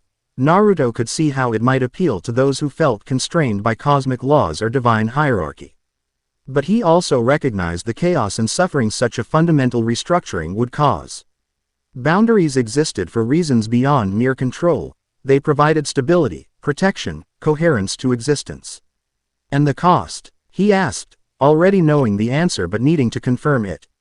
Transformation always requires sacrifice, Tantalus acknowledged, his voice returning to its primary cadence. The current order will resist dissolution. Those too rigid to adapt will be broken in the process. But from that breaking, new forms will emerge, stronger, more versatile, more true to the fundamental nature of existence. In other words, mass destruction, suffering, and death, justified as necessary evolutionary pressure. It was the same reasoning tyrants and extremists had used throughout human history, merely scaled to cosmic proportions. Naruto's resolve hardened. Whatever the philosophical merits of their position might be, the practical implementation would cause incalculable harm. He needed to stop this ritual, not just for the sake of this world but for all realities potentially affected by the boundary collapse. I understand now, he said, allowing a hint of genuine comprehension to enter his voice. While his words suggested potential cooperation, internally he accelerated his counter-resonance work. integrating what he'd learned about their cosmic perspective into his strategy. Tantalus studied him with skeptical interest. Or are you simply playing for time, hoping your demigod friends will attempt a dramatic rescue? Naruto met his gaze steadily. Both can be true. Understanding doesn't equal agreement, but it does provide context. He paused. N added what he knew would intrigue the entity. And I've been experiencing shifts in perspective since my rebirth in this world. Seeing beyond conventional limitations. It wasn't a lie. His developing integration and Persephone's guidance had indeed expanded his understanding beyond conventional demigod or shinobi paradigms. He simply omitted that this expansion reinforced his opposition to their plans rather than aligning with them. The gambit worked. Tantalus leaned closer, fascination evident in his inhuman eyes. Yes, I can sense it. The integration progresses even now. Your energy's signature displays harmonics impossible for ordinary demigods or mortals. His smile widened unnaturally. Perhaps you're more receptive to cosmic truth than we anticipated. I've always been adaptable, Naruto replied with deliberate ambiguity. Before their conversation could continue, a disturbance rippled through the chamber. One of the robed figures hurried forward, bowing before Tantalus. Master, the perimeter wards have been triggered, the figure reported urgently.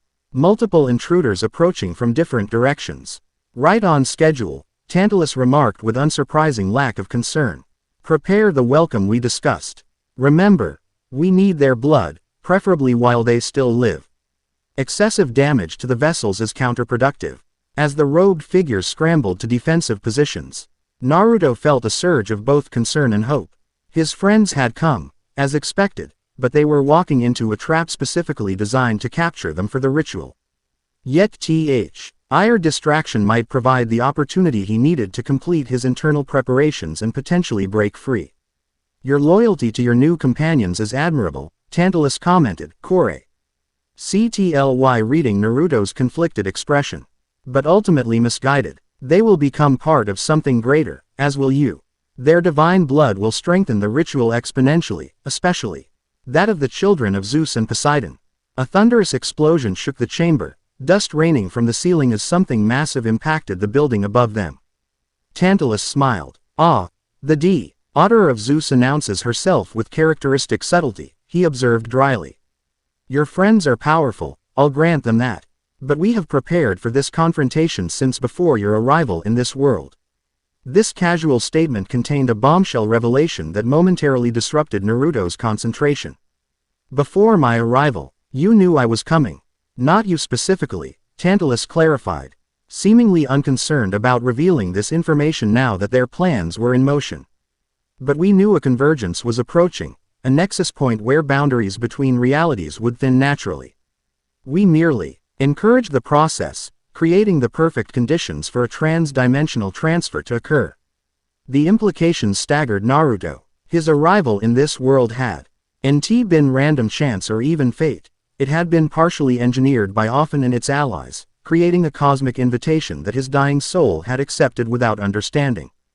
Before he could process this fully, more explosions rocked the complex. Alarms began to sound, and the chanting around the ritual pool faltered momentarily before resuming with increased intensity. Attend to our guests, Tantalus instructed the robed figures. I will remain with the vessel and continue the preliminary attunement. To Naruto, he added, your friends fight bravely but futilely. By the time the eclipse reaches totality, all the necessary components will be in place. As most of the cultists rushed to confront the intruders, Tantalus turned his attention back to the ritual, raising his hands Tawa. Wrote the manifestation of Ophan and beginning an incantation in that shifting, ancient language. The entity responded, one of its serpent heads lowering toward Naruto's prone form, studying him with EY's that contained galaxies and void in equal measure. Despite the chaos erupting throughout the building, Naruto found his focus narrowing, concentrating entirely on his internal counter-resonance work and the approaching opportunity. As the sounds of battle drew closer, he completed the final configurations of his blended energy, creating a system that outwardly appeared to be harmonizing with he ritual while actually preparing to disrupt it at the critical moment. Now he just needed the chance to implement it, and that would require breaking free from these restraints. As if in answer to his unspoken need, A section of wall across the chamber exploded inward, showering the area with debris. Through the dust and smoke strode Talia, her spear crackling with lightning, her aegis shield expanded to its full terrifying glory. Beside her came Percy, riptide gleaming as water swirled around him in protective tendrils. And from the shadows themselves emerged Nico, his Stygian iron sword drawing darkness around it like a cloak. "Sorry we're late," Percy called to Naruto, his casual tone belied by the deadly seriousness in his sea-green eyes. "Traffic was murder." Tantalus stepped away from the altar, placing himself between the demigods and Naruto. "Children of the Big Three," he acknowledged with a mocking bow. "How kind of you to deliver yourselves as the final components of our great work." "We brought friends," Talia replied with dangerous calm. On cue, more figures entered through the breach, Annabeth, somehow having joined them from camp, her invisibility cap in one hand and her dagger in the other. Clarice from the Ares cabin, wielding her electric spear with murderous intent, and most surprisingly, Rachel Elizabeth Dare, the Oracle, her eyes glowing with green. Missed as she walked forward in a trance-like state. "The Oracle," Tantalus hissed, genuine concern crossing his features for the first time. "An unexpected complication," Rachel's voice echoed with multiple layers as she spoke. "Not just the Oracle's power but something more ancient. The boundary breaker shall be broken, the serpent consumed by its own hunger, unless the twice-born child stands between worlds united." The pronouncement hung in the air, causing even Offin's manifestation to pause in its undulating movements, all heads turning toward the Oracle with ancient wariness. In that moment of universal distraction, Naruto made his move. Gathering his blended energy into a focused point, he sent a precise pulse through the restraints, not attacking them directly, which would have triggered their defensive measures, but rather altering the resonance of his own energy to slip between their suppressive fields like water through cracks. The celestial bronze bands didn't break, they momentarily lost their grip on his power. It was enough. With a surge of liberated energy, Naruto dissolved into shadows, reappearing instantly beside his friends in a technique that combined ICO's shadow travel with his own body flicker jutsu. "Nice timing," he told them, rolling his shoulders as his power flowed freely again. "Though you might have walked into exactly what they wanted." "Oh, we know," Percy replied with a grim smile. "That's why we brought our own surprise." As if on cue, the air near them shimmered, and a silver-eyed 12-year-old girl stepped through, except her aura radiated power far beyond her apparent age, and the silver hunting knives at her sides glowed with divine light. "Lady Artemis," Tantalus snarled, genuine fear replacing his customary composure.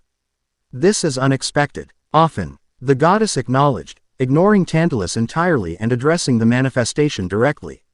"Still attempting to usurp the cosmic order, I see. Some entities never learn from their failures." The manifestation writhed in apparent agitation, its heads weaving complex patterns as it communicated in a language beyond conventional sound, a language Artemis clearly understood. Given her responding frown, "Your justifications are as hollow now as they were when you first challenged Olympus," she replied to the unheard communication. "Cosmic boundaries exist for reasons beyond your comprehension. Their dissolution would not bring liberation but annihilation." Tantalus had recovered his composure, moving to stand beneath Offin's manifestation. "The Olympians fear change," he declared, addressing not just Artemis but all present. "They fear a cosmos they cannot control absolutely. That fear blinds them to greater possibilities. I have witnessed the birth and death of stars," Artemis replied coldly. "I have watched civilizations rise and fall across millennia. Do not presume to lecture me on fear of change, creature." While this confrontation unfolded, Naruto quickly conferred with his friends, noting with concern that they all showed signs of battle, cuts, bruises, and in Nico's case, a worrying paleness that suggested overextension of his powers. "The building is surrounded by cultists and possessed workers," Talia explained rapidly. "We fought through the upper levels, but more keep coming." "And the ritual?" Naruto asked, nodding toward the pool where energy continued to build despite the interruption. "Self-sustaining at this point," Nico replied grimly. "The preliminary invocations are complete. Even if we defeated everyone here, the process would continue toward culmination during the eclipse, which is in less than an hour now," Annabeth added, her analytical mind clearly processing tactical options. We need to disrupt the ritual circle itself. Naruto nodded, quickly sharing what he'd learned while captive. The pool is the focal point. It connects to natural springs beneath the city and serves as a conduit for the boundary-thinning energy. My role was to be the vessel, the living bridge between worlds that would allow controlled collapse of cosmic barriers. And the blood of other demigods would amplify the effect, Percy guessed. Exactly, Naruto confirmed. But I've been working on something while pretending to cooperate, a counter-resonance that might disrupt the entire process if I can apply it directly to the pool. Artemis, still engaged in her standoff with Tantalus and Ophan, nevertheless appeared to overhear this exchange. Without taking her eyes off the manifestation, she spoke to them. The son of Hades speaks wisdom. She confirmed. A counter-resonance applied at the critical junction could indeed collapse the ritual.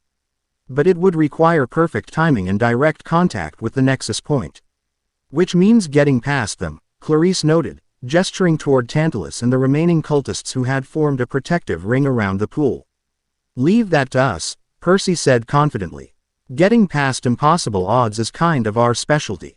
As they prepared to implement this desperate plan, Tantalus made his own move. With a gesture, he summoned the device that had been attached to Naruto's neck, a small, serpent-shaped construct that writhed in his palm. The attunement may be incomplete, he announced, but we have enough of the vessel's unique energy signature to proceed. He cast the construct into the pool, where it dissolved with a flash of golden light. The ritual adapts. The boundary thins. The eclipse approaches. The pool's glow intensified dramatically, the silvery light shifting to include threads of gold that Naruto recognized with horror as fragments of his own energy pattern, harvested while he was unconscious and now being used to fork the process forward without his direct participation. We need to move now, he urged his friends, feeling the ritual's acceleration in his very bones. Before they incorporate more of my energy into the process. Artemis nodded sharply. I will engage Ophan directly, she stated. Its manifestation remains incomplete until the eclipse reaches maximum coverage. The rest of you, create a path for Naruto to reach the pool. Without waiting for acknowledgement, the goddess transformed, her 12-year-old form elongating and brightening until she stood as a silver-white doe of impossible grace and power. The divine animal leapt impossibly high, directly toward Ophan's writhing mass, silver light trailing from her form like comet tail. Ophan reacted instantly, its serpent head striken at the airborne goddess with supernatural speed. But Artemis was faster, her divine form weaving between attacks with perfect precision while her very presence disrupted the manifestation wherever they made contact. With the entity distracted, the demigods launched their own coordinated assault. Percy summoned water from every available source, pipes, condensation, even moisture in the air, creating a massive wave that slammed into the cultists' defensive line. Talia followed the breach with lightning strikes that chained between opponents, not lethal but sufficiently disabling to clear a path. Nico reached into the shadows beneath the cultists' feet, solidifying them into restraints that held many in place. Now, Percy shouted to Naruto as a corridor opened through their defensive ring. Naruto didn't hesitate. Gathering his blended energy into a compressed form, he sprinted toward the pool, dodging the remaining opposition with shinobi speed enhanced by demigod power.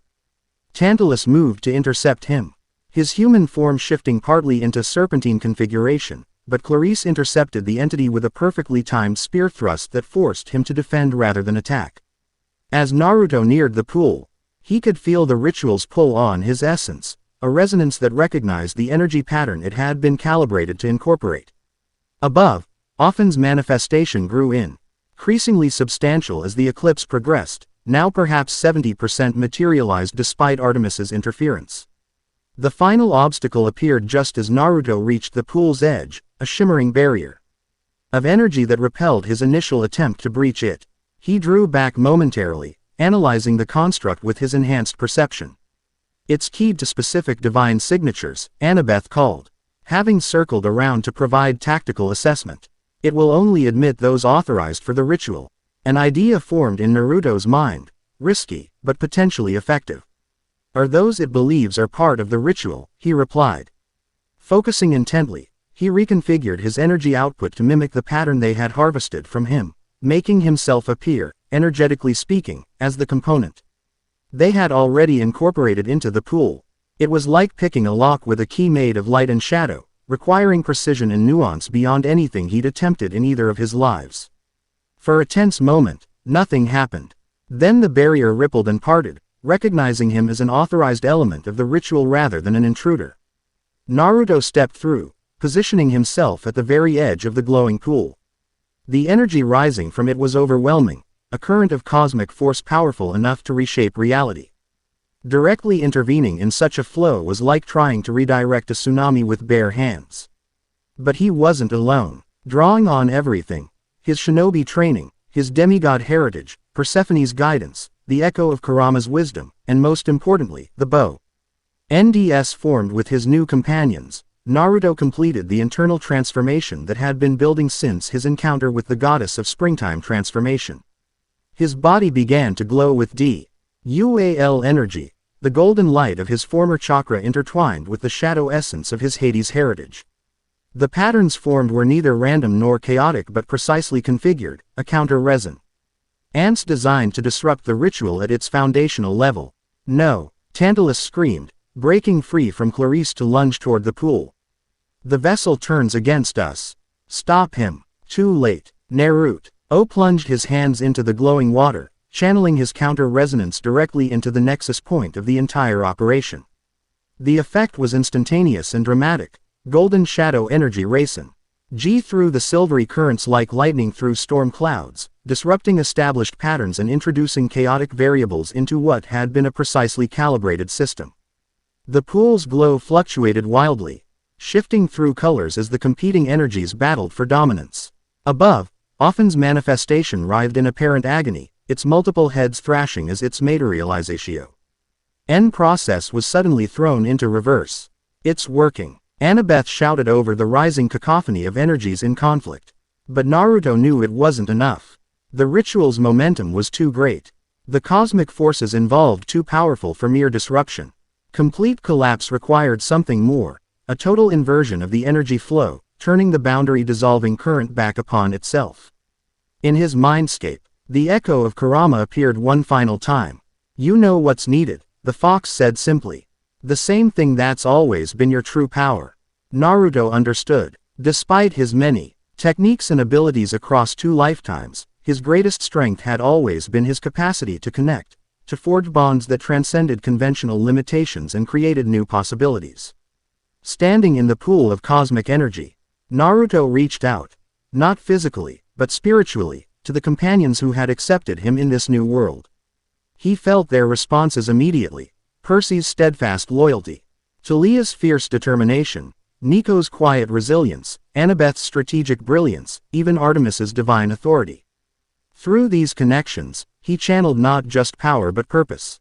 Their collective will to preserve rather than destroy, to protect rather than dominate, to maintain healthy boundaries while respecting the integrity of different realms.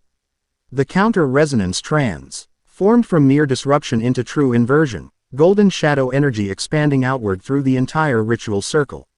The carefully inscribed symbols began to reverse their orientation, the energy flow spiraling inward rather than outward, the boundary-thinning effect collapsing upon itself. Tantalus reached the pool's edge, his form now fully transformed into a humanoid serpent of terrible beauty and power. Stop, he commanded, reaching for Naruto with clawed hands. You'll destroy everything. Not everything, Naruto replied calmly, even as the energies swirled ever more violently around them. Just your version of it. With a final surge of will, he completed the inversion. The pool imploded, cosmic energy rushing inward rather than outward, creating a vortex that pulled at the ritual components with irresistible force. Offen's manifestation was the first to be affected, its partly materialized form breaking apart and being drawn into the collapsing nexus point. Tantalus fought against the pull, his serpentine form anchoring itself to the chamber floor with desperate strength. You don't understand what you're destroying, he cried, his voice once again shifting between different consciousnesses. The potential for transcendence. I understand perfectly, Naruto countered, maintaining his position at the center of the maelstrom through sheer will. I've lived in 2 worlds now. I know the value of boundaries, and the importance of bridges that respect them rather than destroying them. The vortex intensified, the entire chamber shaking as the ritual's accumulated power turned inward, consuming itself in a self-sustaining collapse. Cracks appeared in reality itself, not the boundary-dissolving ruptures often had intended, but localized fractures created by the violent energy implosion. "Everyone out," Artemis commanded, having returned to her divine maiden form. "The chamber is destabilizing completely." The demigods needed no further urging, retreating toward the breach they'd created earlier. Naruto remained at the pool's edge, knowing someone needed to ensure the complete collapse of the ritual, that any remnant left intact might eventually regenerate. "Naruto," Percy called from the exit. "Come on, go," Naruto shouted back. "I need to finish this." Nico broke from the retreating group, shadow traveling to Naruto's side in defiance of the dangerous energies swirling around them. "Not alone, you don't," he insisted. "We're brothers, remember." Before Naruto could argue, Nico grabbed his arm. "Together," he stated firmly. "The children of Hades finish what they start." Something in the simple declaration, the acceptance it represented, the familial bond it acknowledged, struck Naruto deeply. In that moment, he felt truly at home in this new world for the first time. Together, he agreed. Side by side, they channeled their combined underworld energy into the collapsing ritual, ensuring its complete inversion.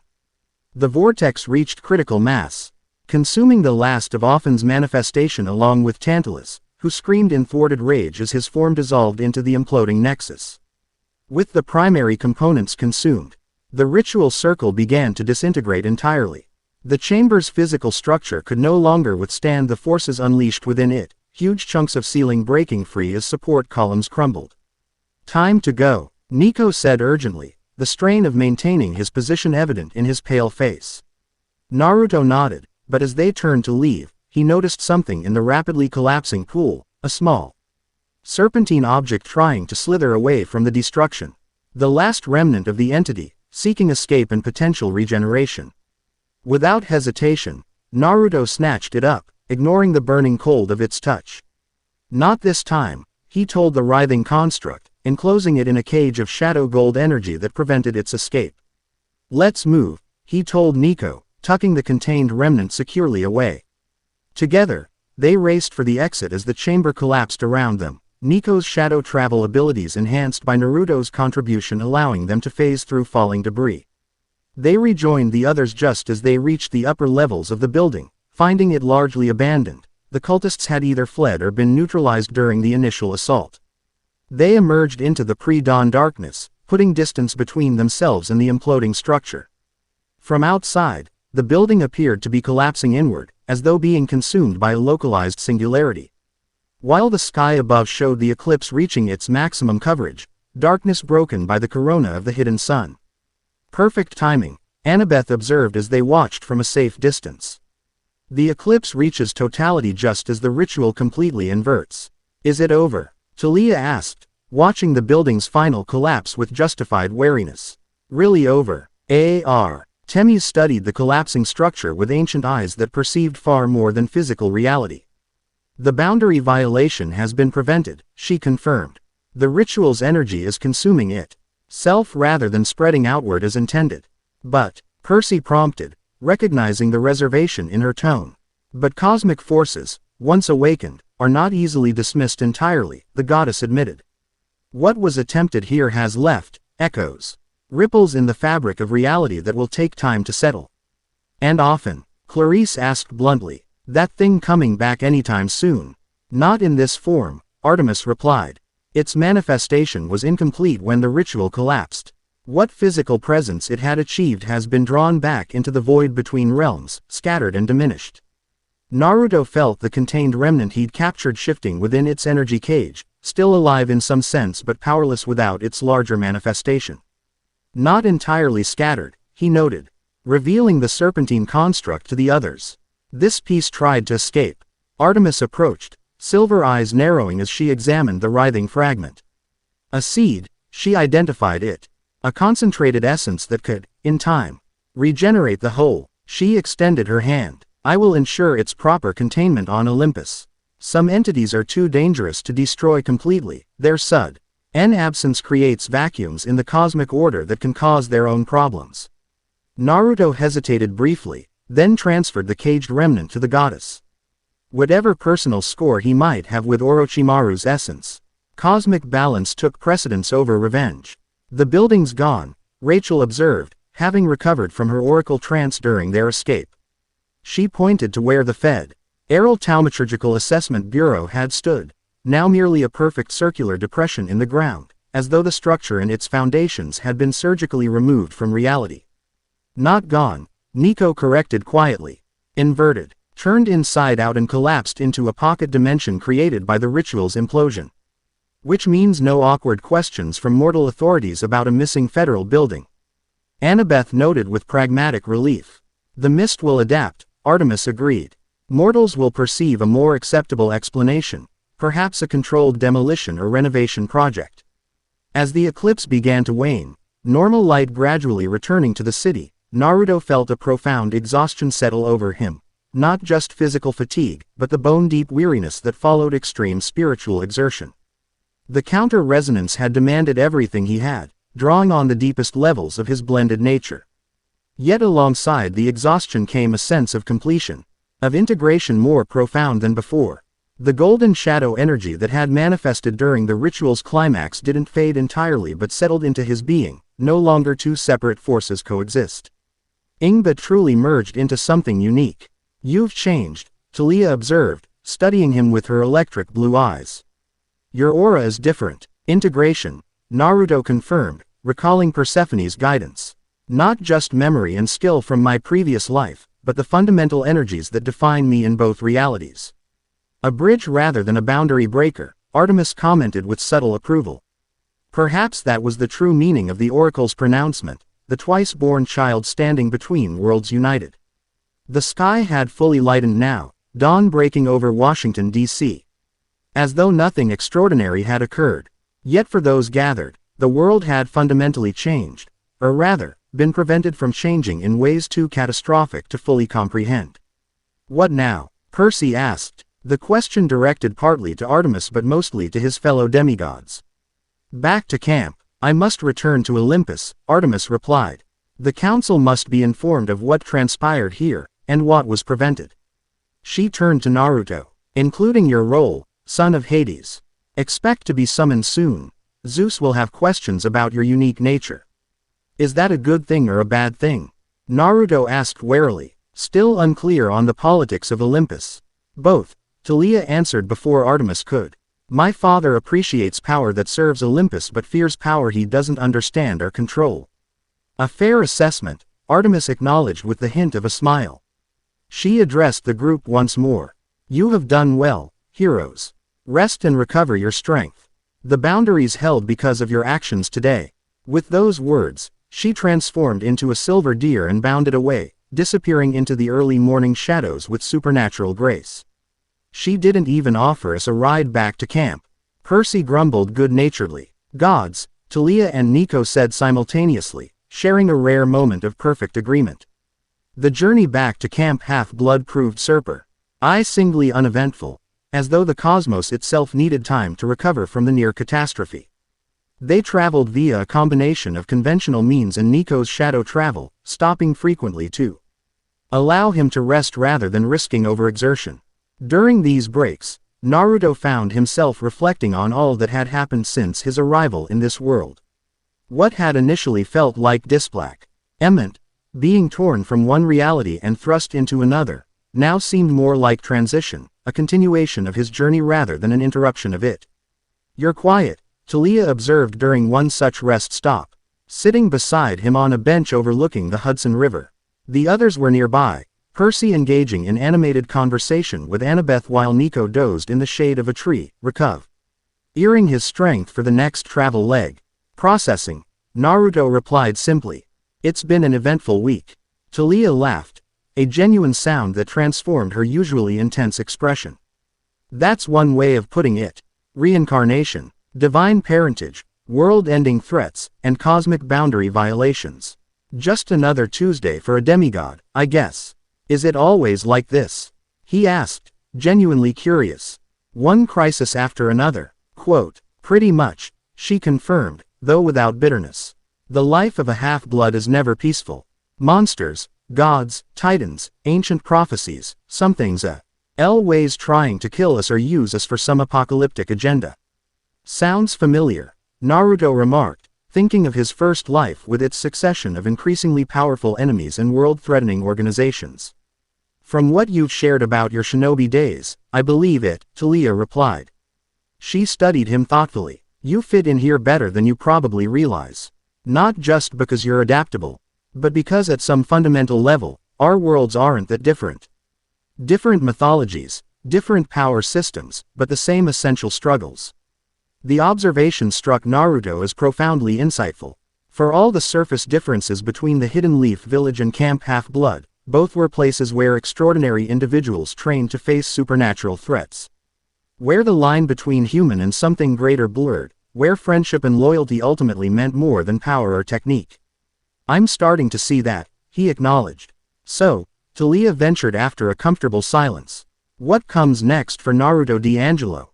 Now that you've saved reality as we know it and integrated your dual nature, I mean. The question caught him slightly off guard. He'd been so focused on the immediate threat that longer-term considerations had remained nebulous. Yet now, with often defeated and his place in this world becoming clearer, the future demanded consideration. I'm not sure, he admitted. Learn more about being a demigod, I suppose. Explore what this integrated power can do. Figure out where I fit in this world beyond just crisis response. Camp will help with that, Taliah assured him. For all its flaws, it's good at giving lost demigods a sense of purpose and belonging. She hesitated, then added, though the hunters of Artemis are always looking for exceptional recruits too. Naruto raised an eyebrow, surprised by what seemed like a recruitment pitch. I thought the hunters were all female. They are, Taliah confirmed with a hint of amusement. I'm not suggesting you join. Just pointing out that Camp Half-Blood isn't the only path for demigods who don't quite fit the standard mold. What other options are there? Naruto asked, genuinely interested in understanding the broader world he now inhabited. Camp Jupiter, for one, the Roman side of things.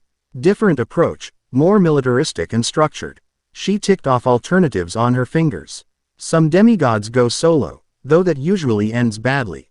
Others find patrons among the minor gods who can offer protection and purpose without Olympian politics.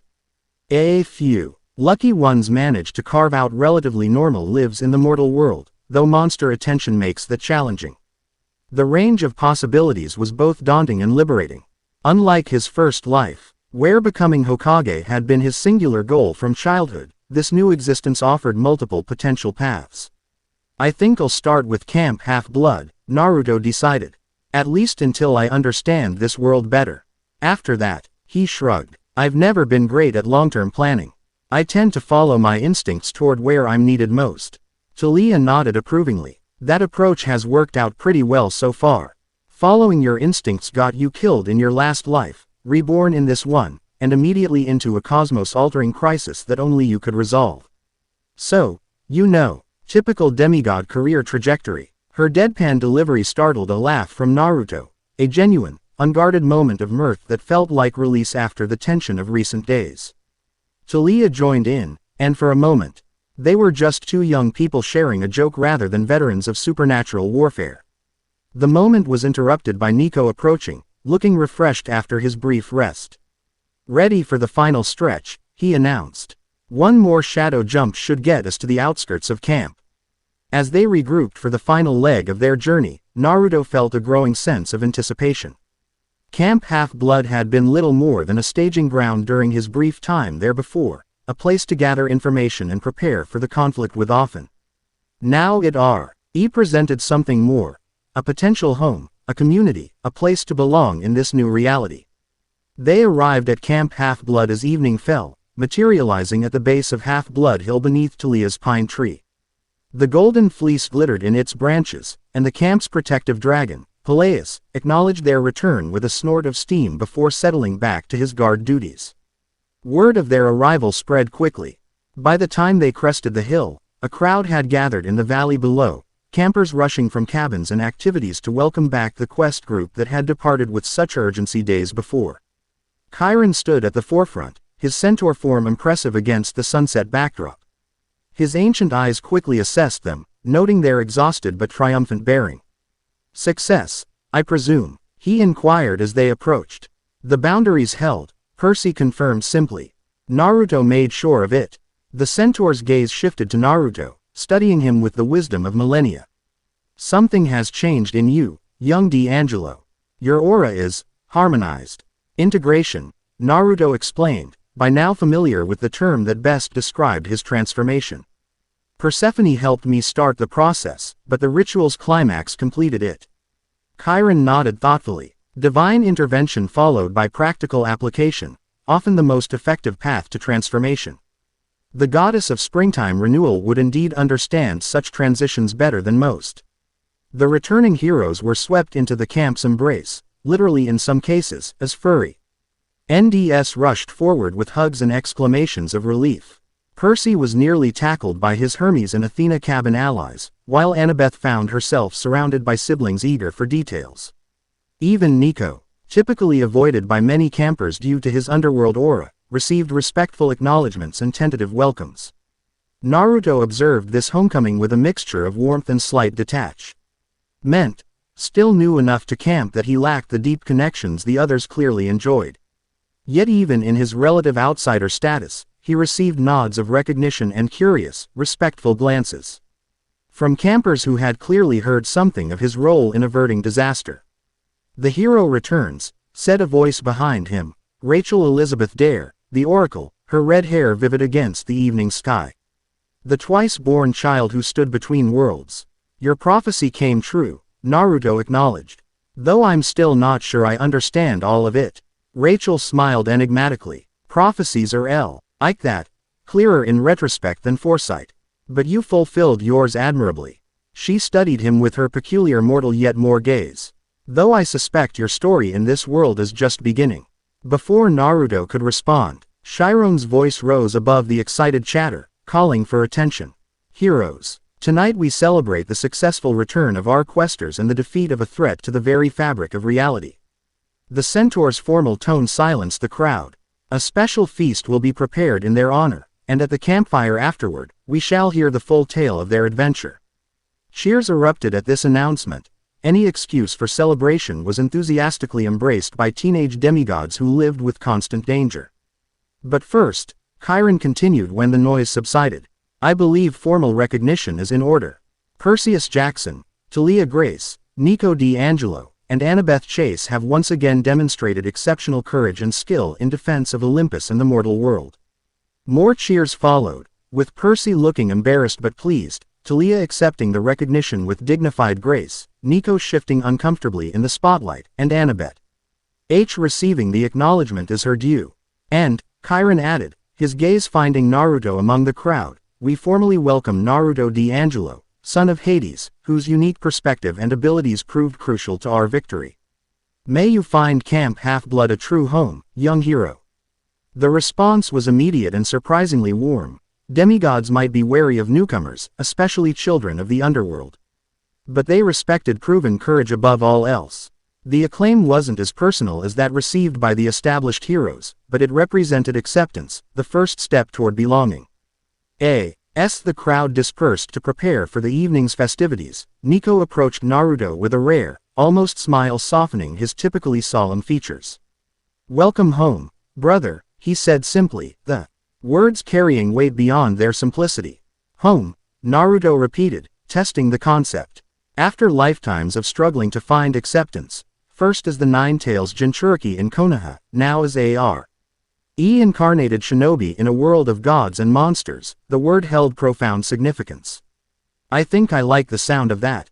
The celebration that night was everything a victorious homecoming should be: abundant food, roaring bonfires, music from the Apollo cabin, and most importantly, the sharing of the quest's story for an enthralled audience.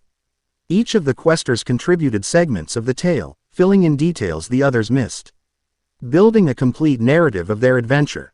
When it came to Naruto's turn to describe the ritual's climax and his counter-resonance strategy, he found himself speaking with unexpected eloquence, drawing on both his shinobi experiences and his new demigod perspective to explain complex metaphysical concepts in accessible terms. "So you basically turn," Their world-breaking ritual inside out, clarified a younger camper from the Hephaestus cabin. Essentially, yes, Naruto confirmed. Like reversing the polarity on a magnet. Same energy, opposite direction. And the snake guy, completely destroyed? Asked another camper eagerly. Not destroyed, Naruto corrected, remembering Artemis's explanation. More like, dispersed, returned to a more primordial state. Some entities are too fundamental to be entirely eliminated without causing other problems. Like cutting off a hydra's head without fire, Percy added helpfully. You don't really solve the problem. Just change its form. As the night progressed and the formal storytelling gave way to smaller conversations around the fire, Naruto found himself approached by various campers, some curious about his previous life. Others interested in his unique abilities, still others simply wanting to welcome a new member to their extended family of divine misfits. It was during one such conversation that Chiron found him. The centaur's expression suggesting matters beyond mere social pleasantries. A word in private, if I may, he requested, gesturing toward the big house glowing with warm light in the distance. Naruto excused himself from his new acquaintances and fell into step beside the centaur, sensing the importance of whatever Chiron wished to discuss. I received a message from Olympus while you were feasting, Chiron explained as they walked. Regarding you specifically, Artemis mentioned I might be summoned, Naruto recalled, feeling a flutter of apprehension. Divine attention was rarely uncomplicated, from what he'd gathered. Indeed, the council wishes to meet you, to assess for themselves this unique phenomenon of cross-reality reincarnation and integrated power. They reached the wraparound porch of the big house, where Chiron paused, turning to face Naruto directly. Such an invitation is both honor and potential peril, young D'Angelo. The gods can be capricious in their judgments. Quote, so I've gathered, Naruto replied dryly. When am I expected to appear? The Summer Solstice Council, 1 week from today, Chiron answered. A significant date in the divine calendar, the longest day, when Zeus's power is at its peak and all major gods attend the proceedings. Naruto considered this development. A week would give him time to further acclimate to camp, to solidify his understanding of his new abilities, and to prepare for whatever examination the Olympians intended. Will my friends be allowed to accompany me? He asked, the Shinob. I in him always considering tactical advantages. Chiron's expression softened slightly. The message specified that Perseus, Talia, and Nico should attend as witnesses to the events at Washington. Annabeth as well, given her strategic contributions. He placed a hand on Naruto's shoulder. You will not face the council alone, which is fortunate. Even gods can be swayed by the testimony of trusted heroes. This was reassuring, though Naruto suspected that having advocates would only help so much if the gods decided he represented a threat to their cosmic order. Still, he'd faced divine Judgm. And before in his original world, the Sage of Six Paths had been as close to a god as his reality allowed, and had emerged not only intact but empowered. I'll be ready, he promised, more statement of fact than bravado. I believe you will, Chiron agreed. In the meantime, use these days wisely. Train, learn, forge connections. The strength of a demigod lies not just in divine heritage or personal power, but in the bonds formed with fellow heroes. The advice resonated deeply with Naruto's core philosophy, a belief in the transformative power of connection that had defined both his lives. That, he said with genuine warmth, is something I understand completely. The week leading up to the Solstice Council passed in a blur of activity. Naruto threw himself into camp life with characteristic enthusiasm, determined to learn everything he could about his new reality while refining his integrated abilities. Combat training in the arena revealed that his blended power offered advantage. Few demigods could match. Shadow manipulation enhanced by chakra-like precision, earth techniques amplified by his connection to the underworld, and physical capabilities that combined shinobi training with divine strength. Yet these sessions also highlighted limitations. While his energy reserves were substantial, they weren't infinite, and techniques that drew simultaneously on both aspects of his nature taxed him more heavily than those favoring one or the other. Balance is key, Talia advised during one particularly intense sparring match. You have more raw power than most demigods, that doesn't mean you should use it all at once. Strategy matters more than force. This wisdom echoed what the best shinobi teachers had always emphasized: Kakashi's insistence on tactical thinking over flashy techniques, Jiraiya's lessons on conservation and timing, even Kurama's eventual partnership based on synchronized effort rather than brute power expenditure. Beyond physical training, Naruto immersed himself in the knowledge camp Half-Blood offered. He spent hours with Annabeth in the Athena cabin, studying Greek mythology not as abstract stories but as practical history that might prove crucial in navigating the politics of Olympus.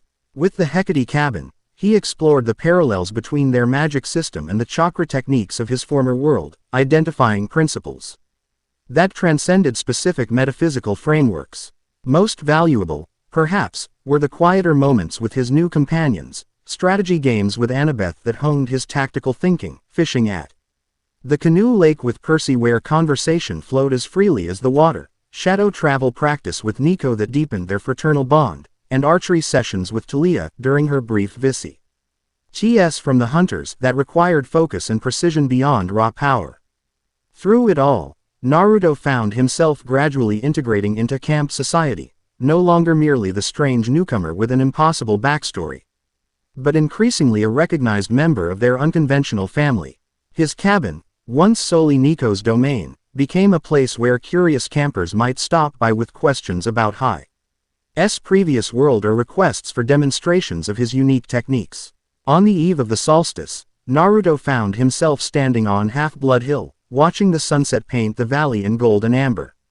The symbolism wasn't lost on him. One journey ending, another beginning, light and shadow in perfect momentary balance. "Nervous about tomorrow?" asked Percy, joining him beneath Talia's pine. "Not nervous," Naruto replied honestly, respectful of the stakes, maybe, but not afraid. Percy nodded, understanding without further explanation. The gods can be intimidating when you first meet them. All that divine power and ancient personality compressed into human-like forms. But underneath the theatrics, they're not so different from us in some ways. They have feelings, flaws, and family issues, just on a cosmic scale. That's almost more concerning than if they were completely alien, Naruto observed with a half-smile. "Tell me about it," Percy agreed fervently. Dealing with divine family drama makes regular teenage problems seem pretty tame by comparison. He grew more serious. "Just be honest up there. The gods respect straightforwardness more than clever manipulation. They've seen every trick over the millennia, but sincerity can still surprise them." It was solid advice, and Naruto appreciated both the counsel and the implicit support it represented. Percy Jackson might be this world's greatest hero, but he approached Naruto as an equal, a fellow warrior in the same ongoing struggle against chaos and destruction. "Thanks," Naruto said simply, "for everything these past weeks. Accepting me, fighting alongside me, showing me the ropes of this world. It's made a difference." Percy looked momentarily embarrassed by the earnest gratitude, then recovered with a characteristic grin. "Hey, what are friends for if not helping each other navigate cosmic reincarnation and divine politics?" The light moment was a perfect reflection of what Naruto had come to value about this new world and its inhabitants: the ability to face extraordinary circumstances with both appropriate gravity and life-affirming humor, to acknowledge the cosmic stakes without losing touch with simple human connection. As the sun dipped below the horizon, casting long shadows across the valley, Naruto felt a profound sense of readiness, not just for tomorrow's divine judgment, but for whatever this new life might bring. He had faced gods and demons, traversed death itself, and emerged with his essential nature intact. Whatever the Olympians decided, he would face it with the unwavering determination that had defined him across 2 lifetimes. The twice-born child standing between worlds united. Not torn between realities, but bridging them with purpose. Not lost in transition, but transformed by it. Ready for whatever came next. Chapter 2 End.